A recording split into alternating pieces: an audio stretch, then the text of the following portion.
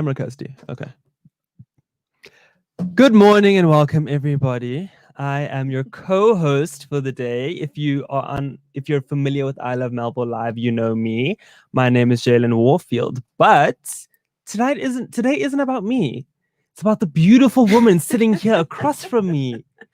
Thank you so much, Jalen. Thank you very much. And thank you for introducing me and welcoming me. And I know that, yes, you're the co host and this is my show, but I actually wanted an intro, like I wanted the whole. And we begin.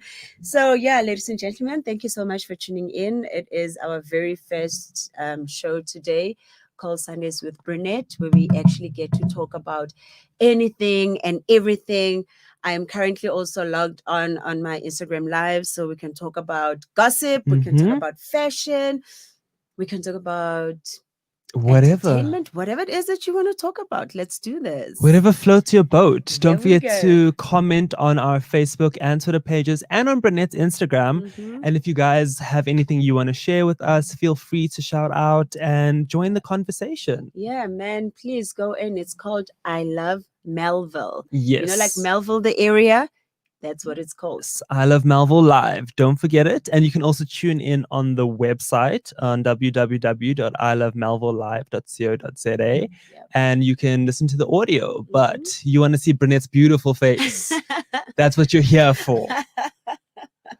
Thank you so much, darling. Okay, so as we start, what do you want to talk about? I like gossip, guys. You know, I think the reason why I'm on talk show is because I love to gossip. I'm always on the other end of gossip. So can I, for one, be the one that gossips about people and stuff and situation and entertainment? I mean, come on, that's why I love talk show, you know?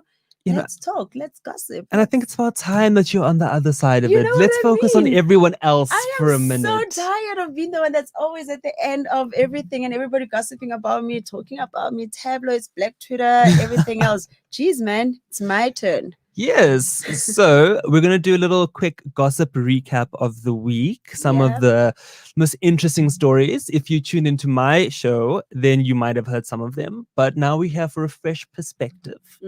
So first things first, we're going to stay home. We're going to stay local. And we're going to start with some good news. So if you didn't know, DJ Zinhle has a new business. I mean, how amazing is that, guys? I mean, I am so proud of DJ Zinhle.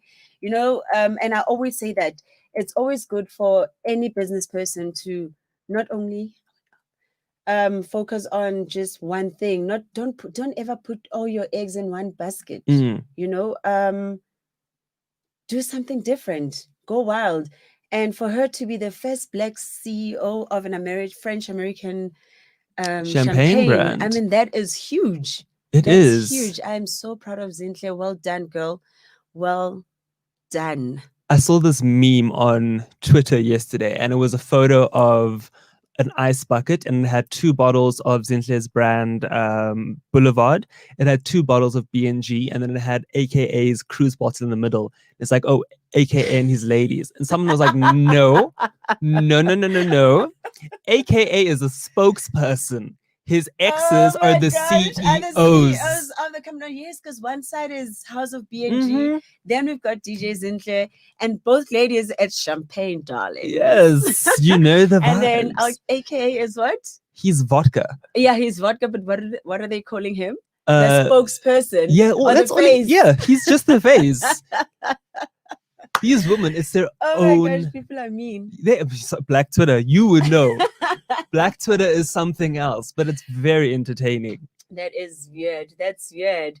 And then what else happened this week? Oh my gosh, this week I was so crazy. I was so busy. I literally don't know what has been happening in South Africa. I think one of the biggest things that is on everybody's lips at the moment is the Kifilwe Mabote and Edwin Sodi situation. The Kifilwe Mabote and Edwin Sodi situation. Shame, man. You know, I actually feel so. I don't like gossiping about people that I know, seriously. But it is what it is. It is what it is. So, Edwin, shame, man. I never thought that. I mean, we always look at people's lifestyles and their life, and we're always admiring from a third perspective. Like you're sitting on the other side of the fence, and you're like, "Oh my gosh, I wish that was me." And then when And then when the ish hits the fan. I wanted to say that, but I thought, Brinette, contain yourself. Keep it to yourself. When that thing hits the fan, then you're actually on the other side of the fence and you're like, ooh, better your side of the fence than my side of the fan. Because there's just a lot going on there. Can you imagine having everything in life and then having everything stripped away from you just like that? Like within the space of a week, your entire life has changed. Of a week. Next thing you're in prison, you've got the hawks all over you. Then you've got people freezing your assets. Then your cars are being seized. And have you seen that man's? His garage. Babe, that is a proper garage. And I swear, if you look at the videos, it's like he owns a dealership for exclusive cars. That is insane. And now to have to lose all of that, that's crazy. Because that's over, like, just estimating, because he has like a couple of Lamborghinis, a few Ferraris, Porsches, McLarens, Bentleys. And that's like 50 million rands worth of cars. Because he apparently got 200 million rand out of 255 million rand tender. That is insane. But then again, that's just one of that's the asbestos deal.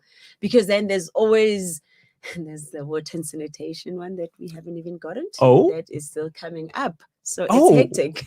I did not know that he was. What? Tell us about that one. That is the first one where they. Yeah, no, maybe let's not mention people's names, but there was the first deal. Then this one is the water and sanitation one. I mean, there was the water and sanitation one. This one is the asbestos deal. So it's crazy. It's really crazy. And I mean, how do you make a profit of 180 million in like 2 months? 2 months profit. No, that's. But do you really think he's going to prison though? Apparently, he's tried to bribe his way out already. He hasn't even been in prison for a week. Oh my gosh, guys, this is crazy. I don't know. This is insane. And Kefilwe is just unbothered.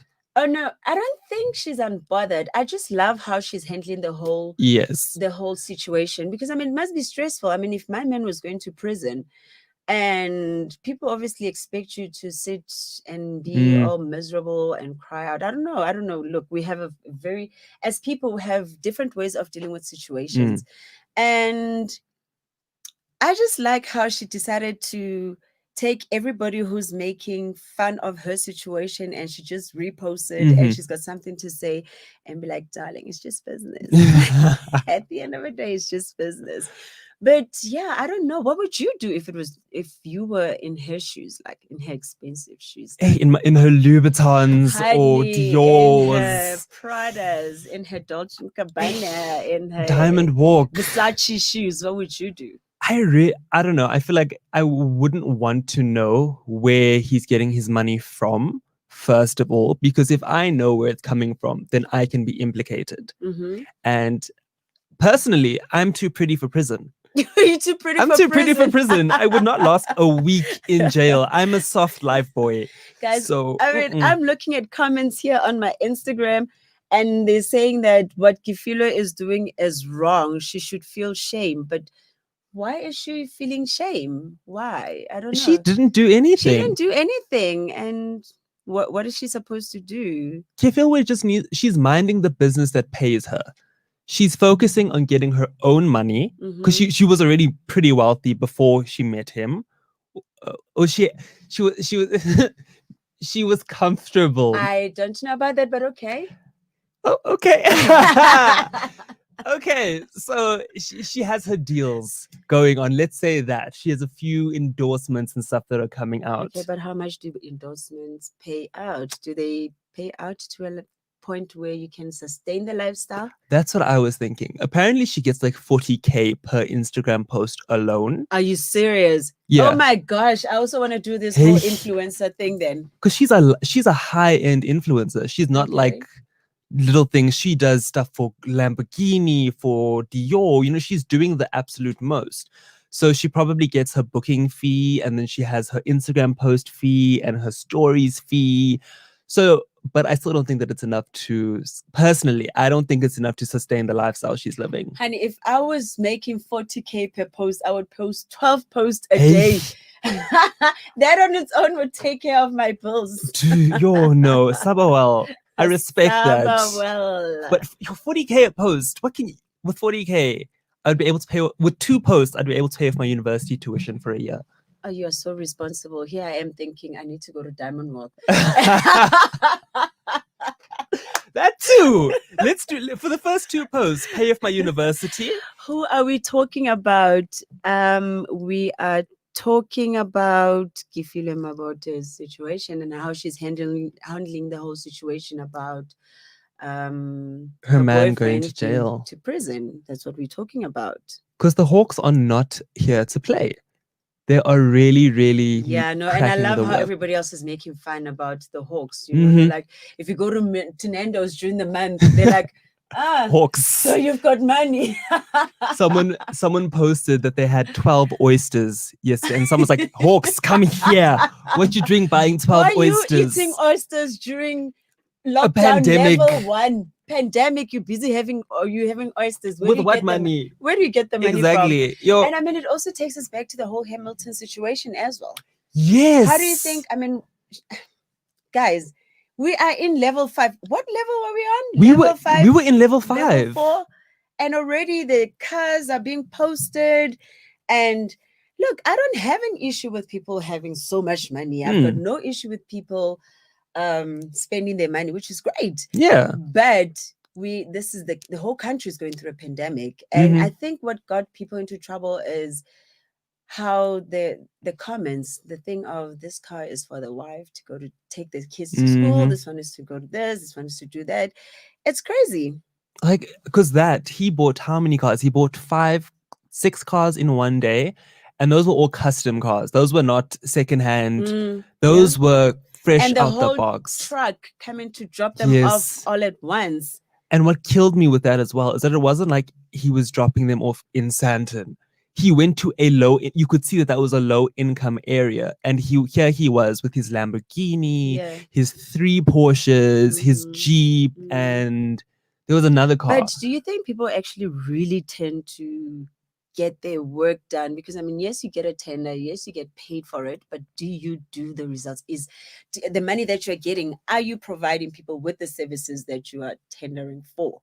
Should be the question. Someone is asking us, which station are you guys on? We are on I Love Melville live. So if you go on our Facebook and Twitter, that's where you will find us. Yeah, we can also, what we'll also do at the end of the show is we'll share the link. So if you missed the live show, you can go back and watch it and catch up on everything we're discussing. Yep. There we go. So anyway, back to what you were saying about Hamilton. People. Do you think people are actually doing the work, or what's going on? Genuinely, I don't think so.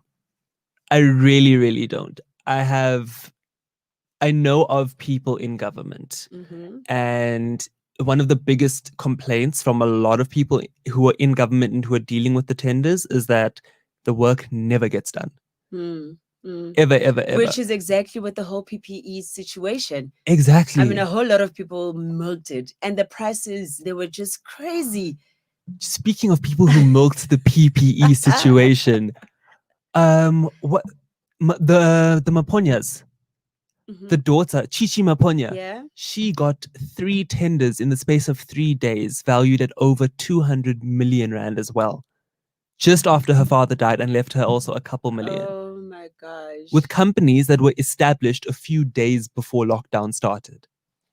Guys, can I tell you something? Like, you know what? I would rather, if you're going to make that much money and you're going to make that much profit and you're going to escalate your pricing to I mean, everybody's trying to make money, of the government. But I would rather, and I'm not saying this is what people should do, but if it was me on their part, I would have taken some of that money and invested it somewhere or gave back to the community. Yes. Build a school, for crying out loud. Build a varsity.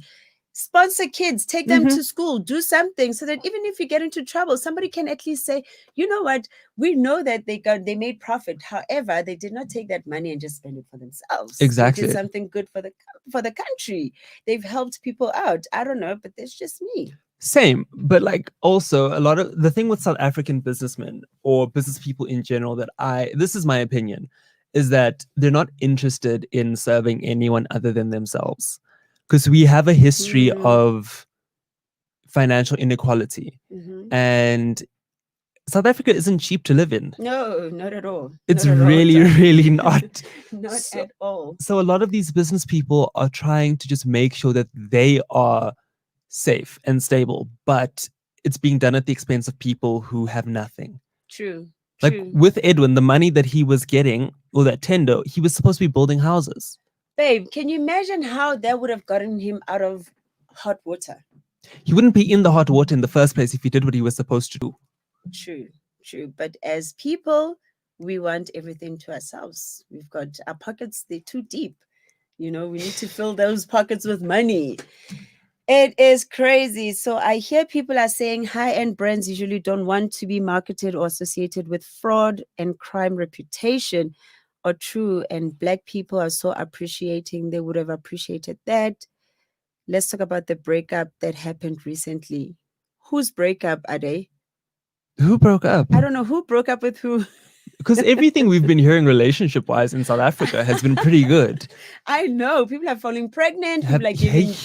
birth. It's been crazy. People are greedy, Brinette. That's a fundamental issue. Nothing depresses me like the world, like the word government.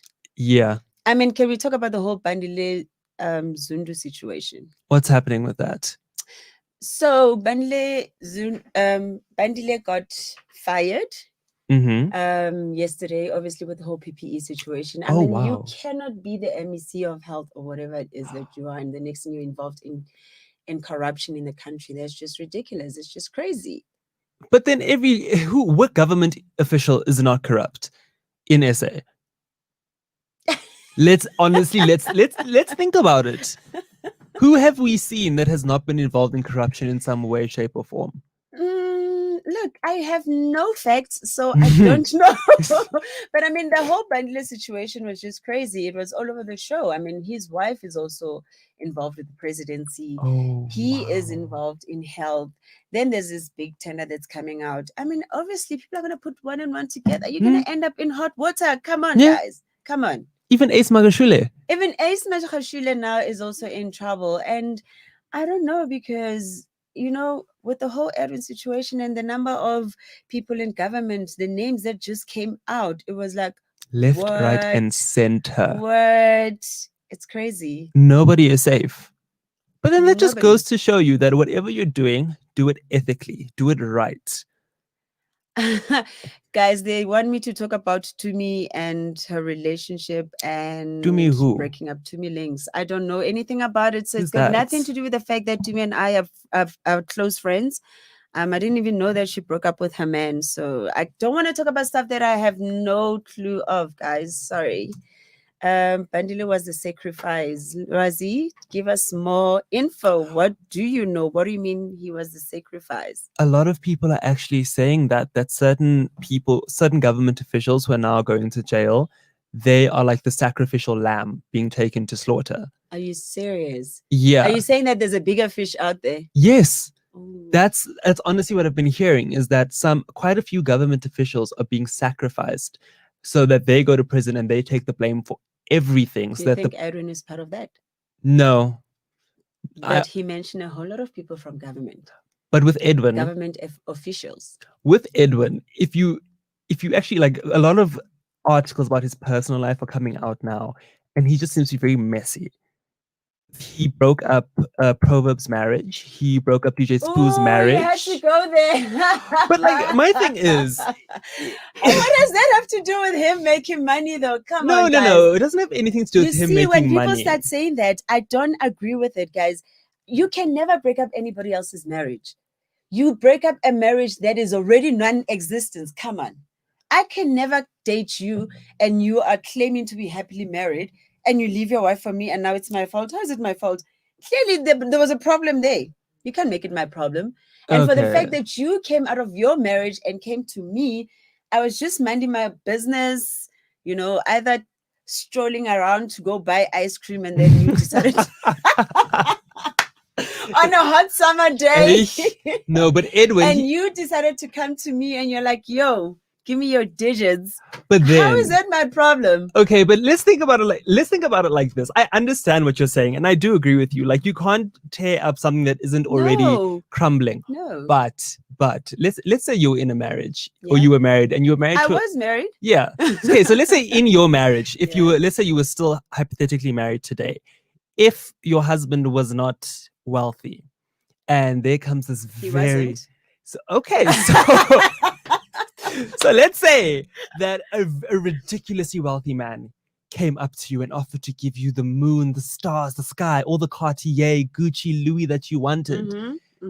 Would you not jump ship from a rowboat to a yacht? Darling, I'm female. I want to be well taken care Exactly. of. So if you and whether you judge me all you want, but reality is every woman wants to be taken care of. Exactly. And if you find if that grass is green on the other side, go. darling, If the grass is being bye. watered, go. But what do you want me to do? Eat love. Go to bed. Go to bed on an empty stomach because I'd rather go to bed eating oysters and lobsters and wearing. That's what I'm saying. That's why I think so. My thing is that if you're that messy in your personal life, your work life is obviously going to be just as chaotic. Yeah. Because your principles, wherever you are in life, they guide you. Always, personal, work, friendships, whatever. So that's why Edwin, I'm like, he's a dodgy businessman. That's what I believe. That's my opinion. Okay, it's your opinion. You're entitled to it. It's allowed. It's allowed. Everybody's entitled to their own opinion. Please open here. And then people are busy laughing. Not sure why, but let's see the comments. Mara Brinette must just go into politics because because her heart is way more beautiful than her face. Aunt Nhlanhla, I love you. Thank you, Mr. Likes. Brinette would make a real difference in public government's leadership. Hey, but can anyone make a difference in our government? You really have to ask. I think for one to be able to make a difference, we would have to get rid of everything that's already there because there will always be a rotten potato, and that rotten potato is going to spoil the whole bag. Exactly. So once we get to a point where we actually just remove everything from the foundation, then we can start from scratch, so I don't know, it's crazy. I mean, I admire what the EFF has done, taking everybody to school and making sure that everybody's graduates and whatever, and I don't know if what their manifesto or whatever, if it's because somehow to me it takes me back to ANC, what ANC is saying, and but I don't really see much of a difference. And the funny thing with politics is the fact that whenever people want votes, they will tell you what you want to hear. And you vote for them, and then you're like, but you're not really much of a difference. There's no difference between you and another party and another party. So whether we go with DA, ANC, EFF, I don't know, let's wear Gucci party, whoever party it is that's going to be on parliament, like the major party that's going to take control. I just feel like it's going to be same script, different cast. Exactly. Like, I think that until everybody who was born, everyone in government who was born after, or rather before 1970, once they're all out of government, I think they will be able to actually put in real changes, because that generation, they still have a dislike of what happened in the past. They're still dealing with some of the personal impacts of that. So they're trying to reconcile within themselves. Are we really though? Sorry, Jay. Are we really though? Do you think it's from the school where we come from, whereby in a sense that we grew up in poverty so much that when we finally get to see money, we tend to be so greedy and we're like, you know what? I want it all. I think so. I think in certain instances. Do you think going forward, things are going to change? I think it depends on the mindsets. But from what I've seen, okay, I'm obviously going to advocate for my generation because this is what I'm living in. That I'm seeing people who want a genuine change. I'm seeing people who want government to actually be doing what it's supposed to do. However, people keep saying we want change. Everybody, if I'm a new political party and I'm coming to you, I am going to tell you exactly what I want you to hear. The very same change that you're busy talking about. Actually. But am I going to deliver? Am I going to make a difference in your life? Because everybody gets money that's allocated to their department. Mm-hmm. Once I get that money and I see that money in my department and I am the HOD or whoever, and I'm entitled and I have control of what goes out, what comes in. I mean, for example, during the pandemic when there were food parcels, a whole lot of catering companies still haven't been paid by the city of Tshwane, which is not fair because somebody was controlling that money and they decided to give it to their friends, Mm-hmm. but nobody got the food. Yeah. There was a You know? government official and they found like a couple hundred food parcels in her garage that were never distributed. They were just chilling in her I'm garage. laughing, but it's not funny. Yeah. It actually is not it's not a laughing matter because people were really starving. Mm-hmm. People were going to bed on an empty stomach. A lot of people lost a whole lot of work. They lost jobs. They lost opportunities. People were like 5 to signing deals and their deals were just cut off because of COVID happened. I mean, this is something that just hit the country without anybody expecting it. And it should actually give us it should make us think as people to say that anything like this can happen anytime. Yeah. It's not like we all knew that 2020. I mean, when the year started, everybody was like, "Oh my gosh, 20 plenty! It's gonna be such a great year. We are going to have fun." And 20 plenty. Yes, it was 20 plenty of problems, plenty disasters, plenty everything. Every month was worse than the previous one. Every month was worse. I mean, I literally from January I only started working now this month. Can you imagine? Yeah, it was crazy. So it really has affected anybody. It did not care how much money you had, what race you are, what your LSM bracket is. It's crazy. We just need to be very careful. Okay, so people saying, as long as women don't be with men while they suffer for the sake of money, the thing called the hockey club route, selling your soul for money. I've seen that, like a lot of, because there's this, I don't know if you've seen this video, but there was this video going around on Twitter a few weeks ago of this guy, very wealthy guy, who was driving, like, I think it was a Range Rover or something, and he went to some field and it looked like something had possessed him. Like he was literally on the floor moving around like a snake. Oh, I saw that the guy that was driving the black BMW, something like that, like an X type of thing. And there were cops, and he just in the middle of nowhere, he started. Yeah, he was slithering on the tar road. Oh my gosh! But for me, that's more juju than anything. But that's what people are saying. They say don't chase after people just because they have money, because you don't know how they got that money. True. We don't know if they're busy jumping premise stuffs at night when we sleep. Yeah. We don't know what's happening. We don't know whether you've gone through witchcraft. We don't know whether you've done illegal tenders. So they say don't make money your base factor when it comes to choosing your partner. However, I have people saying that any woman who stays with a man only because of love is stupid. I agree with that though. Do you? I do. But then what do you stay in? Why are you in a relationship? Are you in a relationship because of love? Are you in a relationship because of money? Do you think you're going to find both? Or do you fall in love with a guy based on the fact that he has money? Because money can make you fall in love with anybody. That's very true. Like so even Jay-Z looks nice just because he has money. Honey, Jay-Z looks super amazing. Just because he's a billionaire. Because of the amount of money that he has. Mayweather is super hot because of the amount of money that he has. Anybody who has money looks amazing. What I've always heard is don't get married with your heart. Get married with your mind. Don't get married with your heart. Get married with your mind. Okay. Because love is nice. Love can take you so far. But as you said, love isn't going to fill your belly at night. You're going to go to sleep on an empty stomach just because you're in love. You're going to go to bed with like, baby, I love you. I love you too. I love you. Kisses don't feed you. Kisses do not feed you. Kisses do not put kids through school. You cannot pay any emotions. Can you imagine if you cannot afford to pay your bond? You cannot afford to take this kids to school. You can't afford to go on holiday. You can't afford to buy food. You can't do anything. There is no way you are going to be in love with that guy, darling. Or that it does not matter who says what, or I married him for love. And the most funny thing is women will then judge you for being open and being honest. Mhm. And they start calling you a gold digger. Oh my gosh, you're a gold digger. Every woman alive is a gold digger.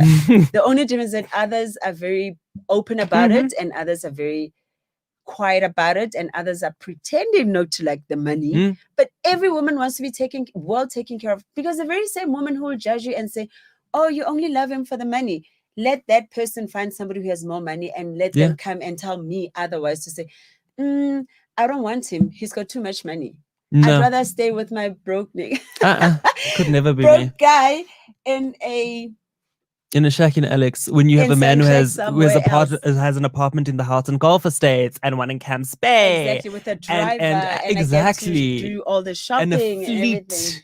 No, I always think you marry someone, because a marriage is a partnership, right? So you need to be working towards the same things. You need to have goals in mind and you need to equally contribute. If I'm making more money than whoever I'm with, I'm not interested in that.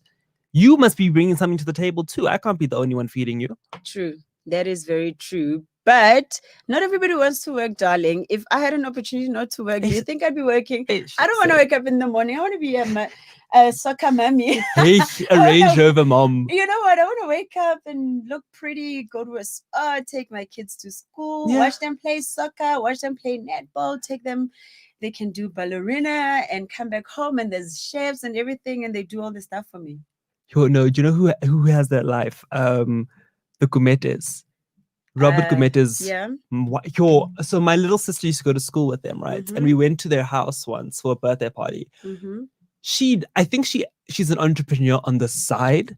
Oh, look, I suppose even if you have that kind of luxury, you must, as a woman, have something. Because it can be taken away. Because it can easily be taken away, but you need to be able to, something that's going to sustain you afterwards. But but let's hear your story before we get to my story. Her kids, they were literally being driven to and from the school in a Mercedes Benz. Their helpers had monogrammed uniforms with the family crest on the logo on the chest. Hi.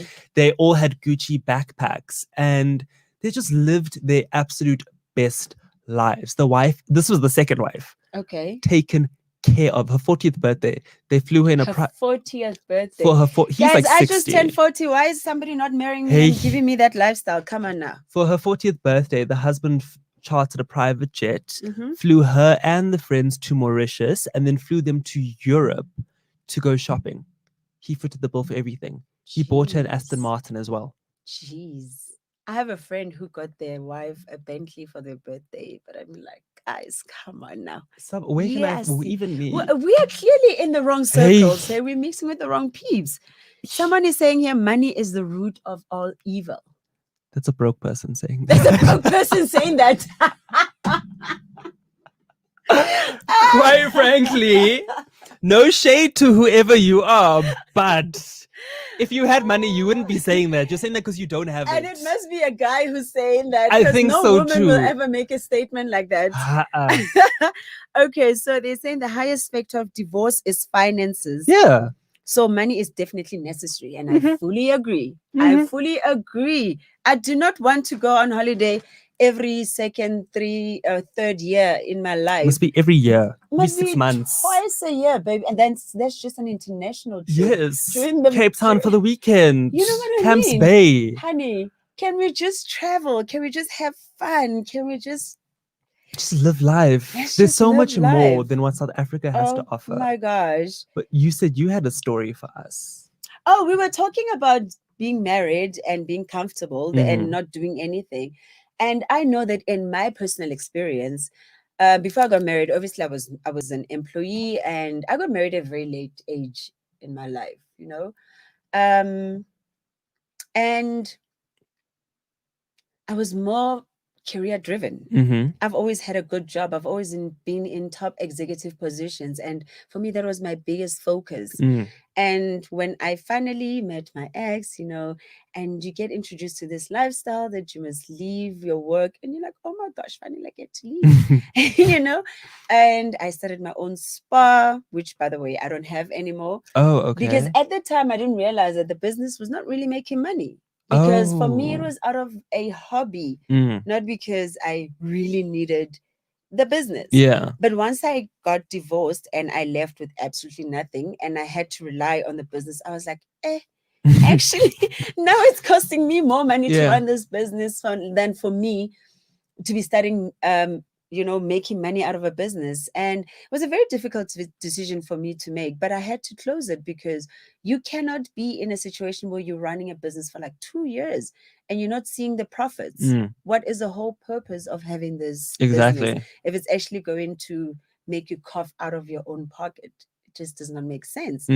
So yeah, long story short, I'm glad I made that business decision because now I've gone into something else. I've branched out into something completely different, which is great. And hopefully we shall keep going down on our knees every night and Yes. pray that they bloom and they make more money. So yeah, there's a whole lot of things that are coming my way, which we Yeah. will talk about one day. I'm excited for that. Thank you. So kisses do not pay bills, they're laughing at you. Did I lie? Did I lie? I spoke straight facts. No, broke. I'm sorry. Someone Deluxe says, at a certain age, I believe you marry for love. And at some point, it all changes for money. Yeah, I agree with that. You agree? So you're saying that when you're younger, you get married because you're in love. And then when reality hits, then you're like, I'm okay. I've never been married. I'm only 19. But like, okay, do not get married anytime soon. oh no. That's just from me, from a sisterly advice. Enjoy your life. No, I plan to. But like my mom, she married for love, and obviously that was my father. I came from that. I appreciate what they did. But my mother says that if she had, no. Let me not shade. But she says that if she were to ever get married again, she wouldn't prioritize love because it leaves you. This is just me and what I'm understanding from it. It leaves you very vulnerable and very open to a lot of hurt if you let your heart lead you. But that's with anything. I think you always need to have your mind about you in whatever you go into, because if you follow things purely because of emotions, it's dangerous. You're making emotional decisions. You're not thinking. You're not using your brain. You're using your heart. And half the time, your heart will mislead you. Okay. So somebody's saying, I know of someone who took a celebrity partner, got married to him, but he hides his face each time they post on Instagram. Tell us who. Name drop. Name drop, love. Don't Let's name name and drop. shame. Is that love? Is she happy? I would imagine. Actually, that's a very good question. Because, like, are you really happy in a situation and why like is it that? that your partner will always hide their face whenever you're taking pictures? If they're married. Where's you married to the person? No. That is insane. And do you not find that guys with lots of money, they tend to be abusive, whether emotionally, I've heard of that, or psychologically or physically or somehow, because then they start feeling like they own you. They own your life. Yeah. You literally become their puppet. So again, you're not marrying for love, you're marrying for money, but this money is becoming a problem in your life because you are very much unhappy.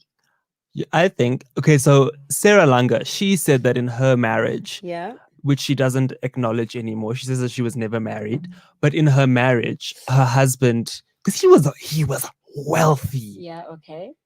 Her ex-husband owned EOH Communications. Oh, okay. Yeah, it's a multinational company. And she said, she tweeted something, because she's never openly discussed her divorce, but she tweeted something saying that never be with a man purely for money, because they will think that they can control you.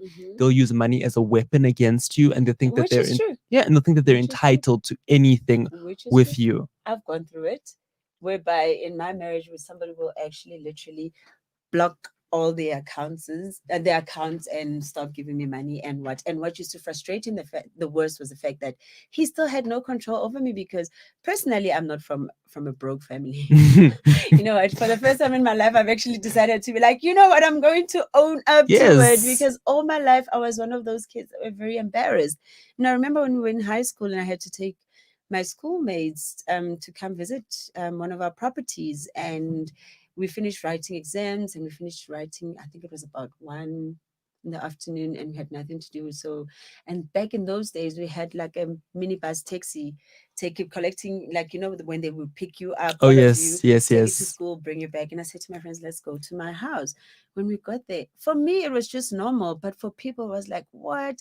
And ever since, because I've always tried to fit in, I thought it was a bit of an embarrassment from my side to say, oh, maybe I shouldn't have, you know, Mm, because they come into this industry. I mean, this is like in the early 90s. We had big swimming pool, we had a jacuzzi, we had a mm. sauna, we had all these things. And people were like, what? So for me, it was like no big deal. I was like, yeah, but I live here. What's the big Yeah. deal? Then you come back to school the next day and everybody is like, oh no, you're a cheese girl. You're different. Now they, you know, and now people start sucking up to you. And I'm like, Mm, maybe I shouldn't have done that. mm, You know, so I've always literally hit that side of me growing up. mm. But for the first time, I'm actually going to be talking about it to say, no, you know what, live it. It was not my fault. Yeah. You know, God chose the fact that I must You're be born born into money. into this. It is not my fault. I Mm, did not make that decision. It, you know, it just happened to be what it is. mm. And I've seen us make money, lose money, be okay. I've gone through all phases of money making, losing money, being broke. Okay, maybe not broke. Just being less wealthy than you're Yeah, of accustomed course, to. because levels of brokenness is also Mhm. different from one person to the next person. Yeah, that's very true. And when I was married and my ex decided, because I don't know if he was used to dating women and controlling them with money, but with me, it just never worked Yeah. because for me, money has always been money. I've always made peace with the fact that you have it now, you don't have it tomorrow, and Mm, if you've made it before, you are able to make it again. exactly. That's always been my philosophy. Mm. It's still too early. Hey. Philosophy in life. So I mean, when that happened, it was very easy for me to just pick up my phone and phone my mom or Mm, my dad or my brother. And which parent would want to see their child suffering? Obviously, I exactly. would then be sent money, and it would just frustrate him the fact that he did not know how to control me because he just felt if I close all the taps, Then then she's she's gonna gonna be. come, Mm, you know, crawling back. But this one always has a plan B. And I think exactly. that's what made him so angry and it turned into like rage and it became physical and I don't know, but it's just crazy. You know, we love money, people with money, but at the same time it comes with the price.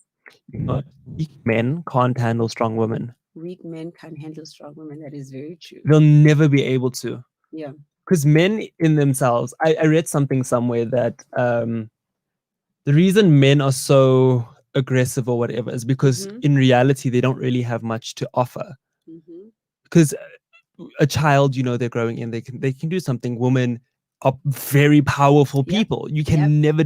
Women are not weak. No, women, Period. we are definitely not weak. Women can handle Definitely. so much That more is than men very can. true. That is very true. You don't need a man for anything, quite frankly, because now Mm-hmm. even to have a child, a woman can have her own child. There's research, there's studies now where you can literally take DNA from a woman and they'll be able to impregnate herself essentially. Huh? Yeah. The What? yeah. Look, all I know is this whole stem cell. The fact that Yes, I think if it's I that. give birth, then you can take my umbilical cord and I don't know if they freeze it or whatever. And if God forbid my child in future gets like a cancer or something like that, Mm, they will take some of part of my umbilical cord and they will use it to heal cure the cancer, whatever, blah blah blah. yeah. Research is crazy. What the Hey. human body can do is just insane. Okay, somebody says everyone must take up space, sweat a bit, and enjoy the fruits of their labor. If you marry rich, whether man or woman, as long as you have peace with your wealth and you're proud about it, nothing. Does I'm, that make I'm not sense? understanding what they're Okay, trying all to right. say. Why did you leave your marriage with nothing? You should have split everything. Because it wasn't my money, it was his money. We all need to work. Love makes it all worthwhile. Work hard, spend harder. Hey, no, don't spend harder. The next thing you broke and you in debt. Or COVID happens. Hey, imagine. Empower others to reach world status. Do not be apologetic about your money. Okay, thank you so much, Eunice. Um, Oh, I'm gonna show you the guy I'm co-hosting with. Okay, there we go. We should get like a tripod set up I where you know. can see both of us. Hello, everybody. Hi. So yeah, so we were saying that like now women can literally, they can take the DNA from a woman and she'll be able Are you to. serious? Yeah, there was a study that they were doing it, and they were like, "Well, what do you need men for? Like, genuinely, what do you need a man for?" I want to have fun with a man. Are you crazy? Making a baby should be an enjoyable experience. Someone is saying, "I'd rather marry an abusive rich man than a kind-hearted poor man." What's your view on that? Okay, how abusive is abuse? And how much abuse can one take? I am Yeah. so anti-abuse, Mhm. abusive men. So I don't know, guys. Like that is a very tricky one because somebody who's abusing you, it can get to a point where, I mean, we've heard of situation whereby a guy has so much money and he's married, but he feels it's okay for him to bring a girlfriend into the house. Can you imagine how painful that is? You are a wife and you are sleeping in the one bedroom and your husband is sleeping with another woman in the same house, all because he has the money. Is that, are you saying that's fine? Are you saying you would rather be in that type of relationship, or you would rather be with a man who respects you wholeheartedly, but you go to bed with "I love you" kisses? Listen, if I know that I'm going to be rich. I'm not broke. I'm pre-rich. That's Yeah. what I say. I know that money is coming my way. Money is coming our way, baby, and receive. I accept it. I'm manifesting wealth. I know that, but abuse, that's not my portion in life. Okay, definitely. I agree. I do not agree with any type of abuse. I mean, I hear people saying, I would rather cry in a Bentley wearing my Chanel glasses. Kirsty and I say that to each other all the time. But what are you crying for? Are you crying for the fact that he did not come back home? And when he comes back home, you get a whole stack of money? Or are you crying for the fact that he's sleeping, bringing women in your space and sleeping with them while you are there? Which one is it? Or he could be sleeping with your sister for all we know. You know? It's crazy. Or he tends to be physically abusive, you know? You're thinking, I think a lot of people think that money solves all problems, and it's true that it does. It helps a lot. It makes life a lot easier. Money will definitely make your life easy. It gives you access to therapy. It gives you access to anything that's good for your mental health. You can get with money, but abuse will take you to a point where you are unable to go further. It's just, I don't know if the impacts are worth it. I don't know if crying in a Porsche is worth having multiple broken noses or broken ribs or being unhappy with myself. So I'd rather have my own money. I actually want News Afrique to elaborate on his statement, because what News Afrique is saying is, you guys don't read books. Dating rich men is dangerous. Did you read The Hockey Club? Never. Ooh, why doesn't he phone in? Yes. News Afrique, send me the phone us. DM me your phone number. My @ is, let me type my @ in the thing. And we are going, Jay is going to send you I'm gonna type in my Instagram handle, News Afrique, and you can. News Afrique. Oh, thank you, whoever said I'm cute. So I'm gonna tag my Instagram handle, and you can message me your number, and I will actually will call you in, and you can elaborate on what you're trying to say. Oh, you can call us and leave your number. Call us in and we will phone you back. Yeah, because I'm very so we save your airtime. Yeah, no, if you can give us the number, we can call him, because I don't know what the station's number is. Let me not even lie. But we can definitely call in, because I'm very curious to hear about the hockey club. I've never heard about it. Okay, so this Miss Mini says you are contracting. It's not contracting, darling, it's contradicting. So she says, I'm contracting myself, Brinette. If you say you'd rather cry in a Bentley and Chanel glasses, so why did you leave your ex-husband? Because you said he was abusing you. Firstly, I did not have a Bentley and he did not get me Chanel glasses. So yes, I was allowed to leave. Thank you very much. I don't understand that. Why do they? People just no.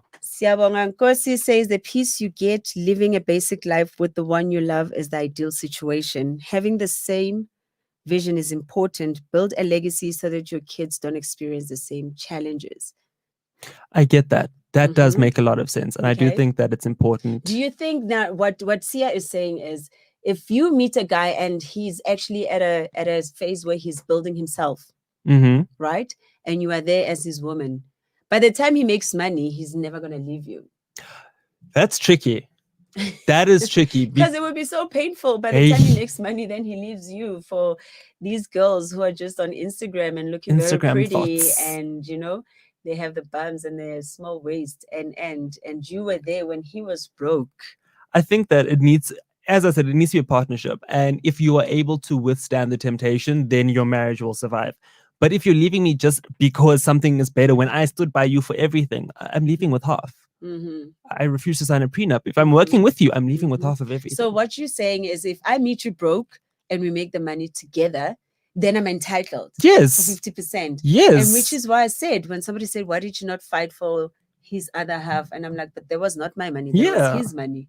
I didn't bring the money in the marriage, so I'm allowed to live without anything. Because Exactly. it's not mine, even though I was married in community of property. Hmm. Okay, so Jackie Pamutzi is saying, hey guys, what's the topic? Actually, how did we even get onto marriage? And we were talking about Kefil Mabote's man. That's what we were. That's what we started with. Jackie, we are talking about being in a relationship for money, or being in a relationship for love. For love. Which one would you go with? And if you're married for money, but you're married to somebody who's very abusive, what do you do? Do you leave or do you stay for the sake of you having money? That's what we're talking about in essence. Besides the fact that we're gossiping about other people. Yeah, that's what. But we're not going back there. That was our springboard. We started with that. Lebohan says, never ever assume that broke guys are not abusive. That's You'll also sleep with an empty true. stomach and a bruised eye. So abuse can come with or without money. That is actually quite That is true. actually more painful. Imagine you are not even giving me money. You are broke. I'm going to bed with on an empty stomach. The next thing I've got on the floor. Who says this is a bed? Sleep on a mattress on the floor. There you deserve to be thrown in jail, and then we take the key and we throw it away, and you just rot and you don't eat. No, my thing is, if you're staying in a relation, if you're staying with a broke abusive man, you like punishment. Jackie says she wrote about the hockey club. Actually, I think we should phone Jackie. We should get Jackie, can you please DM us the number. DM us your number. Yeah, you put in your handle because you have already. So my Instagram handle is the pinned comment. So if you guys want to DM any questions or whatever, or your numbers, then just use the pinned handle at jalen.warfield, or even comment on the I Love Melville Live Facebook pages, and we will be able to call you in, because I would really love to hear. Someone says abusive and broke. No, he must die. Exactly. Actually, when you're broke, you're not even allowed to look at a woman. You should be making money. Exactly. Yeah, no, broke people stay 50 feet away. Yes, no, Jackie, please DM us. Well, DM me, because Brinette's phone is live. So DM me and we'll definitely call you in. I think it'd be really good to hear about the hockey club, because quite a few people have brought it up. I've never heard about it. Okay. So I think that would be Jackie, that actually will be very interesting. We really would love to hear about the hockey club, the famous book, The Hockey Club. I actually think we should have Jackie on the show. What do you think? That would be fun. I think we should Jackie, we should have you on the show so that we can actually talk about your book, The Hockey Club. That actually would be so exciting. So they're saying Jackie is the queen of paradise. Oh yes, this is her book. Yay. Oh wow. Okay. We love to see Black women in publishing. Like I just love seeing Black women in whatever they are doing. Yeah, that's true. So I'm just reading a bio on the book. So it's called The Cradle of the Hockey Club. So Sanson, the hub of Africa's economic power, sex mavericks, and high-class slay queens, the place where dreams are made. But sometimes it proves not to be the city of freedom. While the surface lies glitter, many are roped into the dark underground world of the rich and powerful. Slay queen. What is a slay queen? I swear, I need Jackie in studio. We need to hear from Jackie. I need really Jackie want to in hear studio about. because you know what? For me, what is the definition of slay queen, guys? I feel like everybody is just using the terminology loosely. What's a slay queen? Somebody can say slay queen is a gold digger. Somebody say a slay queen is a queen who is slaying. Somebody else can say, there's so many definitions of a slay queen. What's a slay queen? Oh wait, I think Jackie's. Oh yes, okay. 07. I found Jackie's number on her Instagram. Oh, is it on Instagram? It's on her Jackie, your number Instagram. is on Instagram. So can past our the. producer? Oh, Yeah, we have the phone right here in studio. there we go. Okay, guys, we are about to get Jackie online. I'm really, really keen to hear from her. I want to hear more about this book and how she went about actually doing the book. Abusive broke guys. Ouch. Broke guys need love too long. So broke guys must just have their target market. How's that? Hey, no, broke. I'm sorry. That's not my portion. The subscriber you have dialed is not available. No, Jackie! Your phone is off. Lolo, hey Lolo. Lolo says that if we focus more on building a society of empowered women, and empowered, I mean holistically, then we wouldn't be having such conversations. Start them young. Okay, so Jackie just sent us her actual number. Oh, did Jackie send us the number? Yes. Guys, Jay is not listening anymore. Jackie Jalen wants to talk to Jackie and nobody else. Like, I'm even trying to have a conversation with Jay. No, Jay's I'm just listening. He's I'm listening to you. Anyway, Lolo, I agree with you. We should actually get women to become very independent at a very early age. However, again, it takes us back to this. You find that okay, guys, Lolo, we will address you. Good morning, Jackie. How are you? How are you, darling? Happy Sunday. Hi, Grace. How are you? All right, and you, babe? I'm great. Great. Thank you so much for tuning in. Oh my gosh, you're going to make our show even more exciting. Literally a fluke. I just saw you guys live and I'm like, okay, what's going on? And I just hear you guys talking about the hot club. I'm like, oh my God, on a Sunday morning. That's because everybody that's tuning in and that are busy writing their comments, they keep saying, you guys don't read books. Have you read about the hockey club? So clearly the hockey club is like trending. Oh my word. Yeah, so tell us more about the book. So basically the hockey club I discovered in 2013, 2012. Simply because I equally dated like a person who was very influential. Thank God Instagram was not a thing back then because I would have had the responsibility of not posting this guy. Okay, so this is a guy. So yeah, this is a guy. So when we were dating, he would invite me and some of my friends to this house in Bryanston. So it exists. It's a true story. Yeah, it's a true story. It's based on a true story. Jeez, okay. So we would go to this house. There's a house in Bryanston and there's a house in Cape Town and Durban. But because we were in Joburg, we would frequent the one in Bryanston. And it's a massive, massive house, but it's owned by like a unit of people, like rich people. So they sort of, when you have like a trust and you own a house together. Okay. And at this house, we found that they had all these orgies. They invited people. It would be a man on a man, woman on top of a man. Like it would be a lot. But then obviously the story goes, well, how I wrote the book is that because I couldn't reveal real names, I had to change them because you know how Joburg is. You get killed in a minute. But I wanted to give light to how that sort of secret society and how wealthy people play their pawns. You asked a very important question earlier on to say, what is a slay queen, right? There's different definitions. The same way we would have a different definition for a diva, a slay queen is literally the same. It has so many definitions, but we would now say the common definition would be of a girl who's still up and coming, slash an influencer, slash a girl who is in it for the money. Mhm. Big bum, small waist, long lashes, long Yeah. nails, So yeah, light the skinned, typical, or bleach their yeah, skin. it will fall more under the typical small waist, big bum, beautiful girl, model type of girl. Your or Instagram host, basically. Woo! Did you use the Exactly. H for? No, I say not a No, hoe. not you. But what I'm saying is like a type of model girl who presents herself as a certain type. Yeah. Other people would say a type A. A type A would be a girl who's classed into a more of an influential space, lifestyle space.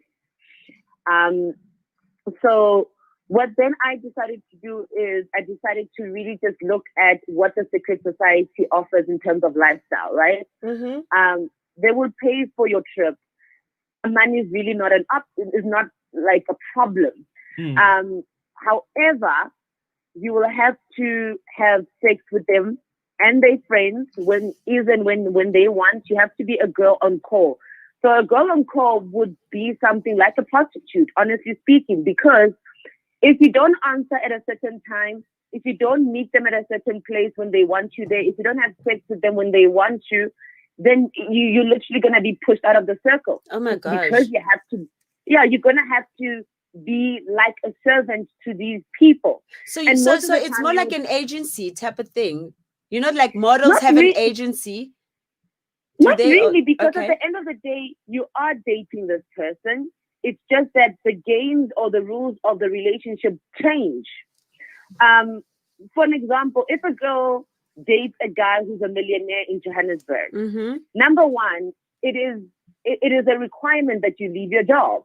What? Number two, it Of is a course, that's how requirement abusers that you leave your operate, job babe. Yes, actually. Yeah. because if he says we're flying out tonight, we're going to Zimbabwe, you have to be there. If he says my friends is hosting a party in Cape Town, you have to be there. You will have to be there. So how are you gonna maintain a Yes, job? when you have to do your report for tomorrow's meeting. Exactly. How are you gonna do that with a lifestyle like that? You can't be in varsity. So at some point you're gonna leave school, or you're gonna lose that opportunity of being in school, because every weekend you're somewhere, every week you're flying out, you're posting pictures, you're with their friends. And it goes in deeper, because what I found was that they were starting to sell girls. For an example, if an important ambassador came to town, they would sell one of the girls in the section to one of the ambassadors, or a minister, or some kind of politician. Or for an example, if they're closing deals, let's say, for an example, they're building a shopping center as a group of business people. And the night of the event, of the launch of the establishment, they would say, okay, you're my girlfriend. It's your responsibility to find 5 other girls for my friends for this dinner thing. You as a girlfriend, you will have to go now source out your friends, or source out other people online that would fit the profile of the men who are going to this event. Oh my gosh, I'm guys. actually feeling like sick. And then they start selling each other like that. There was also I know you guys have heard of a rumor of a prominent female who hosts things at certain places, who sort of pimps girls out. That includes the business, because you would find that some girls would have small businesses like a salon. They would do makeup here and there, but that is always the gateway to find other girls. So for an example, if you own a salon and your man is in this does not mean this is for everyone. I'm just talking about people who are in the hockey club. I'm not saying everyone.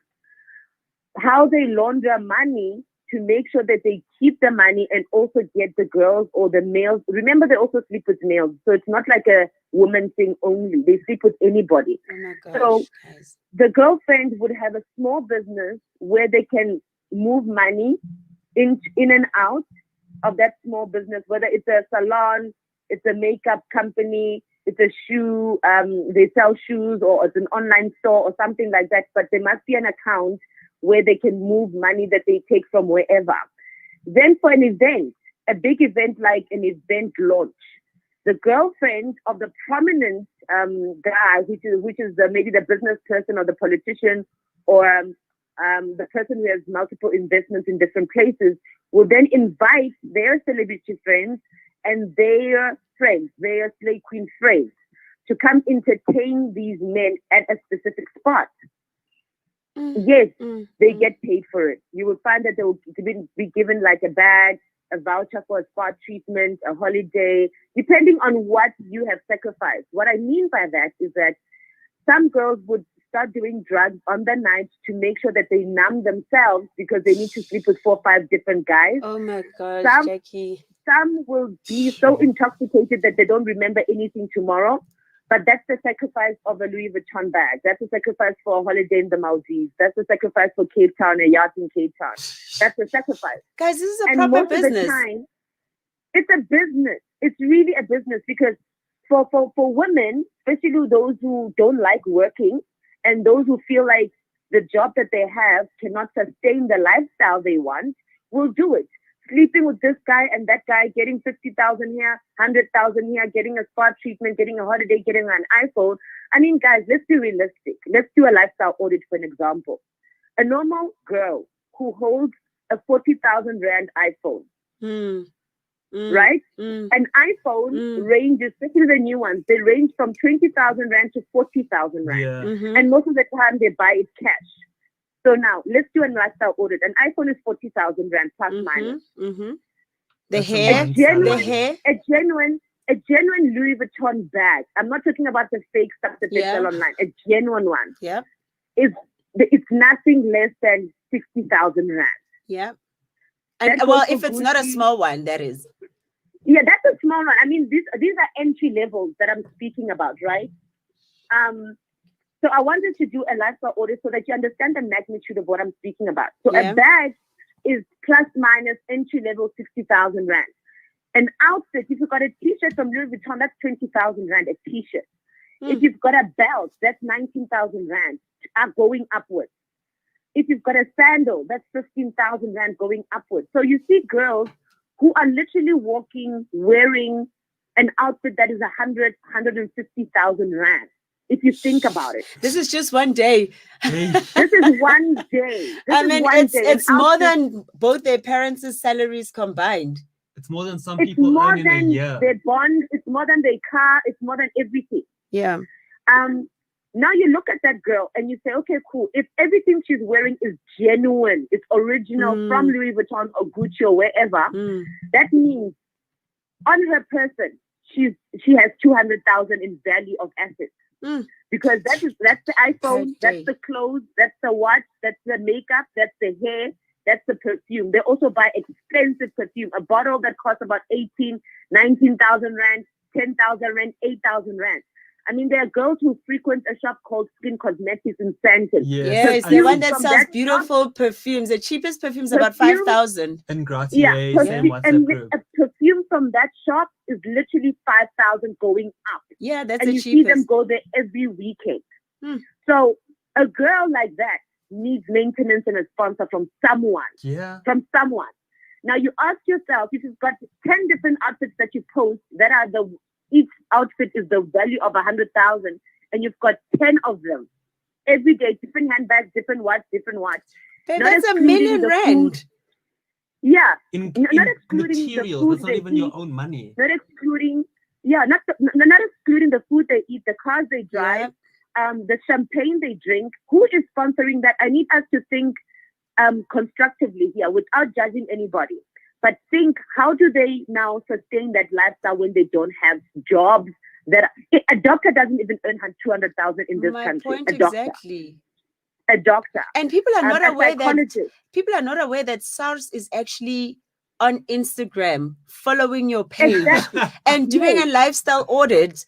And they're trying to do exactly what you are doing and putting one and one together to say that, but what is it that you are doing for a living again?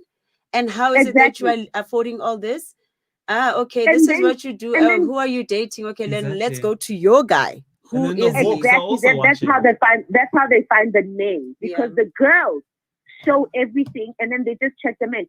It's so easy for me to find anybody in South Africa who's dating anybody. I promise you that. It's so easy. There's nothing I don't know. I swear to you. Yeah. However, if a little person like me can put 1 and 2 together and say, oh, that's the source of the income. The hawks are doing the same thing. That's how they exactly why find the you. hawks are looking at you and following. That's exactly. And the thing is, the police and the hawks know the loopholes. The girls talk too much.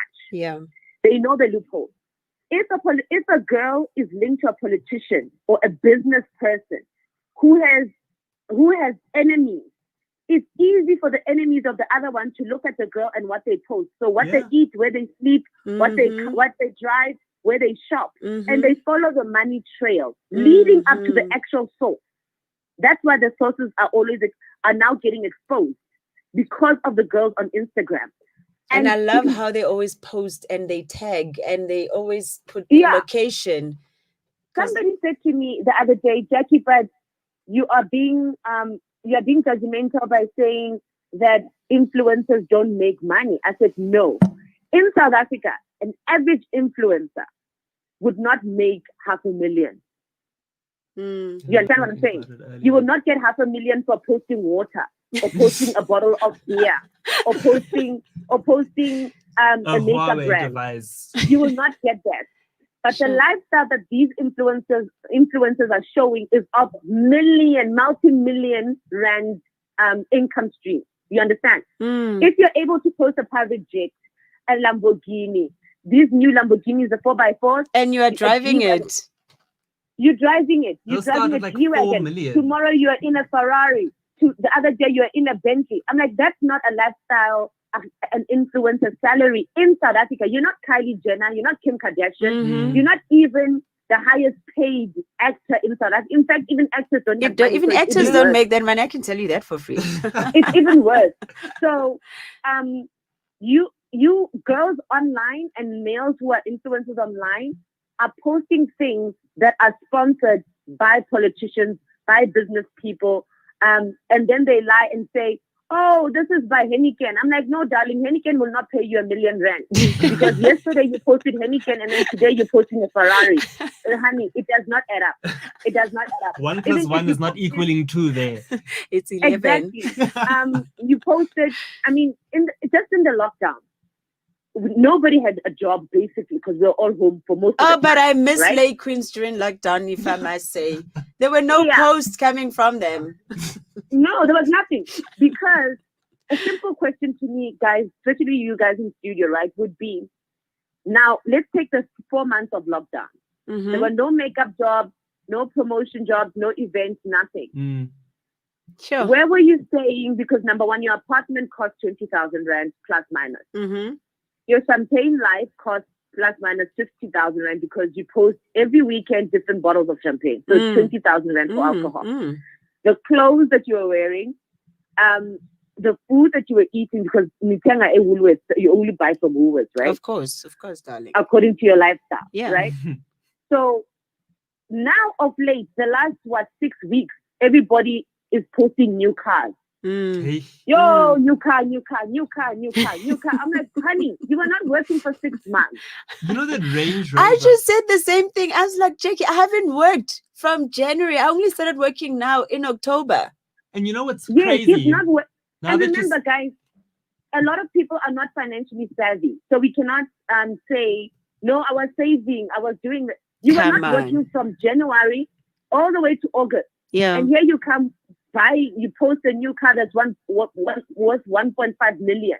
Of a sudden. Did you know that Range Rover Santon, they got their highest amount of sales for the past 2 years straight after lockdown? Yes, it's Range Rover. It's Range Rover. It's Mercedes-Benz. And it's also Bentley. For sure. Bentley got the highest sales. They counted a sale margin of 19 million in just 60 days. After lockdown, in 60 days, they banked 60 million. Guys, so you need to ask yourself, where is this money coming from? Yes, of course. That's so now everything will make sense to you when you think about the business of selling people, the business of slay queens and influencers and business people and politicians. What do they gain for it? There's issues like organ sales where girls are taken, and if a girl dies from drugs at a party, they take their organs and sell them. No, man. No, guys, this is deep. This is Yeah, scary. it's You don't deep. think that that stuff happens in South Africa? No, this is South Africa. You get shot at a robot. So selling your organs is easy. Sure. Jeez. It's very easy. For an example, over the weekend, 3 women who were driving from Midrand to Limpopo to go view a property that they were buying from proceeds of crime were shot in Limpopo. I don't know if you guys saw this article. I will send it to you in your DMs, and you will Okay. share it so that Yeah. everybody Alright. can see it, right? Mhm. They got shot. What do you call it? Assassination style, like from the back of your head. Are you serious? Yeah, 3 women. Mm. And you ask yourself, number one, who knew where you were going from Yeah. Midrand to Yeah. Limpopo? Yeah. Number 2, the person who was selling you this property is also in it, because if your partners are in business and somebody doesn't want a sale to go through and somebody has to be eliminated, the first people they go for is usually the wife, because you guys know too much. Mm. Mm. Mm. You guys know too much. I also That's don't the believe problem. that there's no way a wife does not know where where their husband's money is coming from. Come on. If, in a marriage. I mean, no, if you're married to somebody and you're telling me I don't know where his income is coming from, really? that's sketchy. No, there's nothing like that. There's nothing like that. Whether I was just a girlfriend at some point, but I knew what my partner was doing. I knew his business partners. I would see Exactly. them at dinner. Mhm. I would see them when we go on holiday. I heard the conversations that, oh, okay, you guys are dealing with this. Oh, Yeah. okay, next meeting is this. Oh, you're going this for this meeting to meet someone. So you know, you've got an idea of who they're meeting, who their associates are, who they give money out to in terms of like money laundering. For an example, a girl who says, if your boyfriend says to you, okay, here's 50,000 rand, go give it to so-and-so's girlfriend and tell them it's a gift. Ne? Mm. I tell you're the girlfriend. Mm. But you know, this is a business transaction. It has nothing to do with you guys. Mm. Mm. It's just that they don't want to move the money from an account to an account. Of So course, he will because it's withdraw easily the money, traceable. give it to the girlfriend. The girlfriend will give it to the other girlfriend to give to the boyfriend. In a brown Right? envelope. In a brown envelope, in a Louis Vuitton bag, in a makeup bag, and it looks so easy. But all of these girls who pretend as if they don't know that their boyfriends are doing money laundering, they are selling other girls, they are stealing funds from the government or whatever. They know, because they benefit the most. They get the holidays, they get the watches. Guys, do you know how much a Rolex costs? A Cartier, how much a Cartier bracelet costs? Mhm. How many Cartier bracelets do you see online? That thing is almost 200,000. Yep. Yep. An original Cartier bracelet, not even the watch, a bracelet Mm-hmm. is 200,000. So you want to tell me all these influencers with their influencer money can afford 200,000 for a bracelet? And they're not even wearing an 3 or apartment. 4, same hand, And they're wearing 3 And or that's just 4 of of the them. one type of bracelet. excluding the rings. And they wear multiple And the different rings styles. and the actual watches. Guys, a Cartier watch is 400,000. Come on, like think a little bit. Mm, So you want to tell me your whole arm is 500,000, your arm. exactly. And you're driving a Bentley. And you're driving a Bentley, a G-Wagon, A a G-Wagon. GLE. Like, how? So in Wow. a year, if you were to calculate the influencer lifestyle, in a year, do you want to tell me that one girl makes 50 million because their lifestyle is equivalent to 15 million? In a year, do they make 15 million just from posting makeup? When you think about it like that, It's actually scarier than what It we is. even I mean, like what I'm imagining right now, I'm like, okay, we kind of know what's going on, but I didn't think it was that deep. yeah, it was It's like actually scary. it's like I thought it was like okay, No, one or two guys, sugar I would daddies. honestly, out of my purest heart, please read the Hockey Club. Please Where read can it. we get However- copies book. of your book? Oh, you can get it from exclusive books, bargain books, takealot.com, CNA, everywhere. You I can want get it. this book. But Jackie, I still feel Um, like we still need you in studio. We still need to have this conversation. I will come. I will sit with you next weekend. Next Sunday, I'm there. Okay, great stuff. You will hear from our producer Kirsty. Yeah. Yes, She'll please. definitely give you a call, and then we can have you here. This is very interesting, and then we can have people asking you questions, commenting, Yeah. and you can respond to them, because I feel like a whole lot of people have so many questions Mm. and they need answers, or the Yeah, I what would to love do, to. what to look out for, because a whole lot of kids, they are so inspired by influencers' lifestyle by social networks, by Instagram, and they see what's going on there, and then they just decide and think, this is what I want, and this is the route that I'm taking. Doesn't matter which price it comes with, but I am going that route. I want this lifestyle, come high, come low, whatever. I mean, a simple question to me would be, right, if a person posts that type of lifestyle over the whole year, every weekend they're posting that.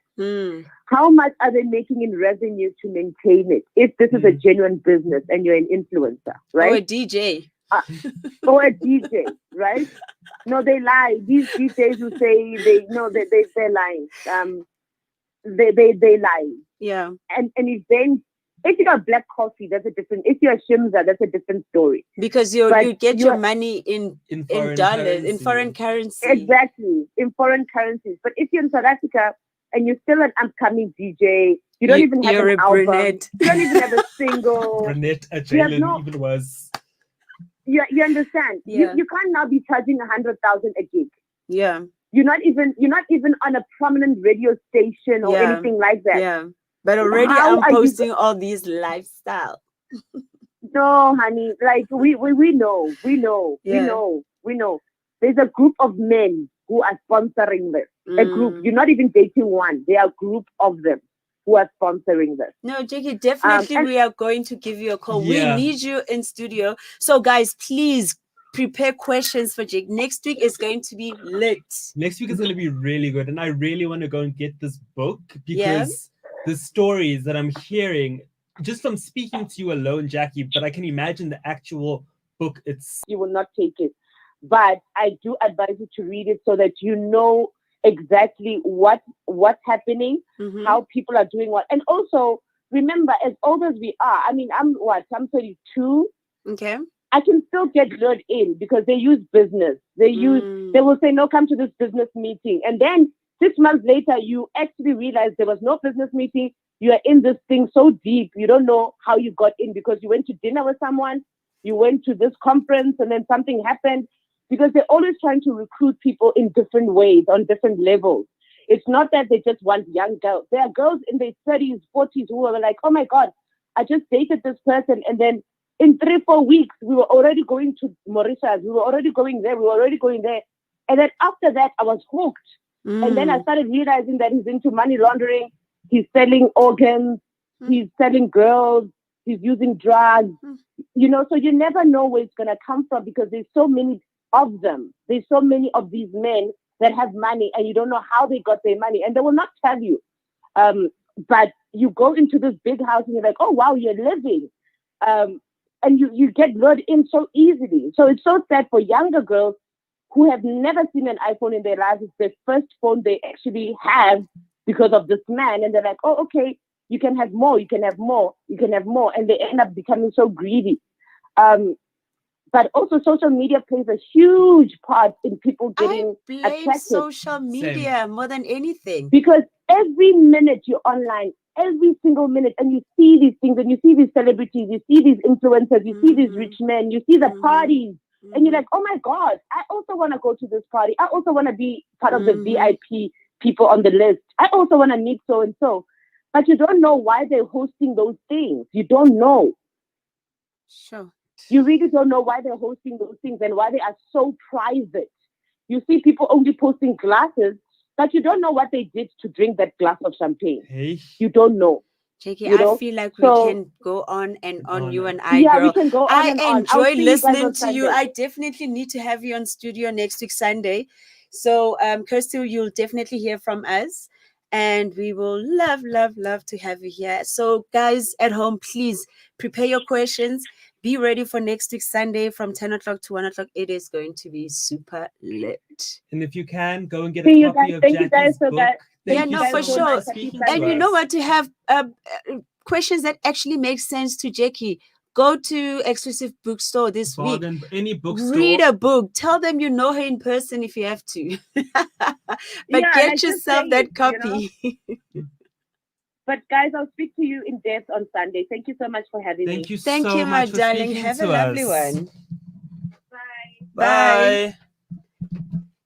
Sure, that was intense, hey? I was really, really not expecting that. I literally have goosebumps. Oh my gosh, that is actually very scary. The lengths of what people will do or go through just to make sure that they make that money, they get the money, they For a have bag. that bag, they have that cartier. I mean, I'd love to have all those things, but But you now know, that she's explaining like how people are getting it and like the actual secret societies and stuff. it's scary. I mean, these are things that we hear of from people saying, "Oh, this is what I heard via," but like to think that it's something that happens right underneath our noses. It's crazy.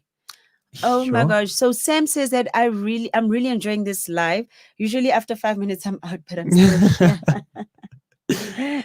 Wow, like I'm genuinely And then I in have this shock. person saying, but Brinette is acting stupid. How? She knows the hockey club is real. That's bold. That's a bold claim to make. I love you, Table Logo, whatever your name is. If I know this hockey club and you're mentioning a friend of mine who happens to be part of this hockey club, darling, that means you are also part of it for you to name and shame people. You know, this is just ridiculous. But you didn't name anyone. And you are saying that a friend of mine is part of the hockey club, but if you know that for a fact, and this person is my friend, and I don't even know that they're part of the hockey club, so what does it say about you? That means you are also part of that club. Simple. Sure. Wow. Okay, so Now I'm really like okay, guys, no, this is now ridiculous. You are busy talking about people and their names, and you're saying now so and so is sleeping with young boys. Let's not do that. Calm down. you don't know any facts, so don't speak on it. And he's saying the same person with no Instagram face, and they're saying Brinette is acting. No, that those are really bold claims to make because that can really ruin someone's reputation to be saying Yeah. that they're part of something like the hockey club. Yeah, and I love what I am Lisa is saying to the very same gentleman to say, how do you know? How do you know? Don't speak without proof because you don't know what you're talking about. Always Yeah. speak if you know what's happening. If you don't, keep quiet. It's safer that way. Exactly. And Lola is saying the same thing to say that your allegations are very dangerous. Below, you are actually getting yourself in sticky water. This is just so unnecessary. He must rest. Rest, Baba. Someone is saying that maybe we should also get someone else who isn't well known, who's been through something similar. Okay. But the only issue that comes with that Is is anybody going to be able to come out Exactly. and speak about their lives? If you know anybody, please suggest. send us a message. That was a lot. You don't think that stuff like that is happening here.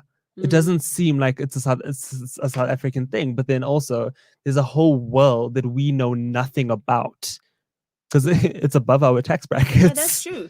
I mean, someone's saying that Jackie Pamut's books are an eye-opener and it's actually scary.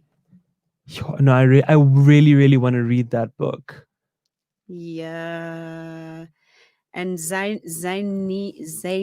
Nabu says, what's the difference from what she's saying and beanstalk? It sounds the same. Guys, please plug me with Ujeki. I baked scones yesterday. They are enough for the both of us. Even me, I want to scones. just talk about this. Hey, that's wow. That's a major eye opener. Yeah. But it's like, the lengths that people actually go through in order to satiate their disgusting habits and fetishes and stuff. And the things that people do to make money as well. It's really, there's a lot going on that we don't know about. And I think it's better that we don't know about it because being involved in something like that, it's really, couldn't be me, quite frankly. Yeah, no. And I love how this Tableau Kobe guy or girl is also not stopping. And they keep saying, Mara Brinette, you're in the same circle of these people. Are you trying to tell us you didn't know this? So what are you trying to say? I'm in the same circle with the same people. Am I also part of it? I wish I was. Then I'd be making lots of money. But then I wouldn't be here on a Sunday morning working. You'd be in Camps Bay on a yacht or something to that effect. I would be on Camps Bay. I would be in a private jet as we speak, going somewhere. I mean, come on, the borders have opened right now. Flying first class to Paris for 2 weeks or whatever. So hectic. Woo, Woo, And to think that we were starting with gossip, that we were literally just talking about Kifilwe and her man, and it led to like this whole thing. yeah, this is hectic. Someone says Brinette is actually smart. Oh, it's the same person. She's actually she's playing. And I've got people who are interested in this. They're like, where do you meet those kind of rich men? Hey, no, don't get yourselves involved in stuff like that. Are you sure you want to get yourself involved in those type of things? Oh my gosh, guys, this is hectic. Oh no, this Ty Bello is saying that I don't think you're part of it, but he thinks you know the tea. Yeah, no, they're asking this type of. They're saying, are you related to her? Sibu the chef wants to know. Sure. For fake account and rudeness. Sure. I want to be an No, influencer. Guys, no, it's really, don't sell your soul for a Cartier bracelet. Next thing, your organs are being harvested and shipped off somewhere in the world just because you wanted a Guys, the bracelet. next thing, your kidneys, your liver, your lungs, everything else is being. I know someone who posted a new car of worth millions, and she said it's Herbalife. Do you guys think what I'm thinking? Herbalife is something else altogether. That's a pyramid scheme, in my opinion. Pyramid scheme or no pyramid scheme, I'm a Herbalife user and I love their products. So Do you think they work? for me, yes, I literally see the difference. So I don't know. I love it. I just love it. I don't know if it's something that's being implanted in my mind or whatever, but I really enjoy their products. Number one, and I see the difference. I mean, I don't go to gym as usual as I used to. Actually, I don't go to gym. I can't remember the last time I went to gym. I tried when lockdown was starting and I stopped. But yeah, I mean, I still weigh the same. You know, the only thing I do is take my shakes and their products. So I love Herbalife. Someone saying Herbalife works, but the money doesn't make sense. The money that people are making doesn't make sense. Oh, this tableau is on a roll, bruh. Hey. And it's like they are five to say, Brinette, you're also part of this. That's what they're trying to insinuate. I swear, they're like five to saying, Brinette, you're also part of this. Because somebody's saying, Brinette, you are shaking the tables. And the very same time they're saying she's busy shaking her own friends' tables. Imagine your child being sold off to prostitution because she fell into this trap. That is very sad. And that's why I feel parents should be involved in what their kids are posting on Instagram, who they're following, you know, on Facebook, whatever, what they're saying out there, what they're watching on TV. Because, guys, media is very powerful, extremely powerful, you know. It's very easy for somebody to fall into traps like this. And I don't know, I get so many young girls saying to me, Brinette, oh, you motivate us, you inspire us, we want to be just like you. And I'm like, no, don't try and be like Brinette. When I'm having the worst day, when I'm super broke, when I am messy as hell, when my heart is broken, do you think I take a pic and I post it on social media?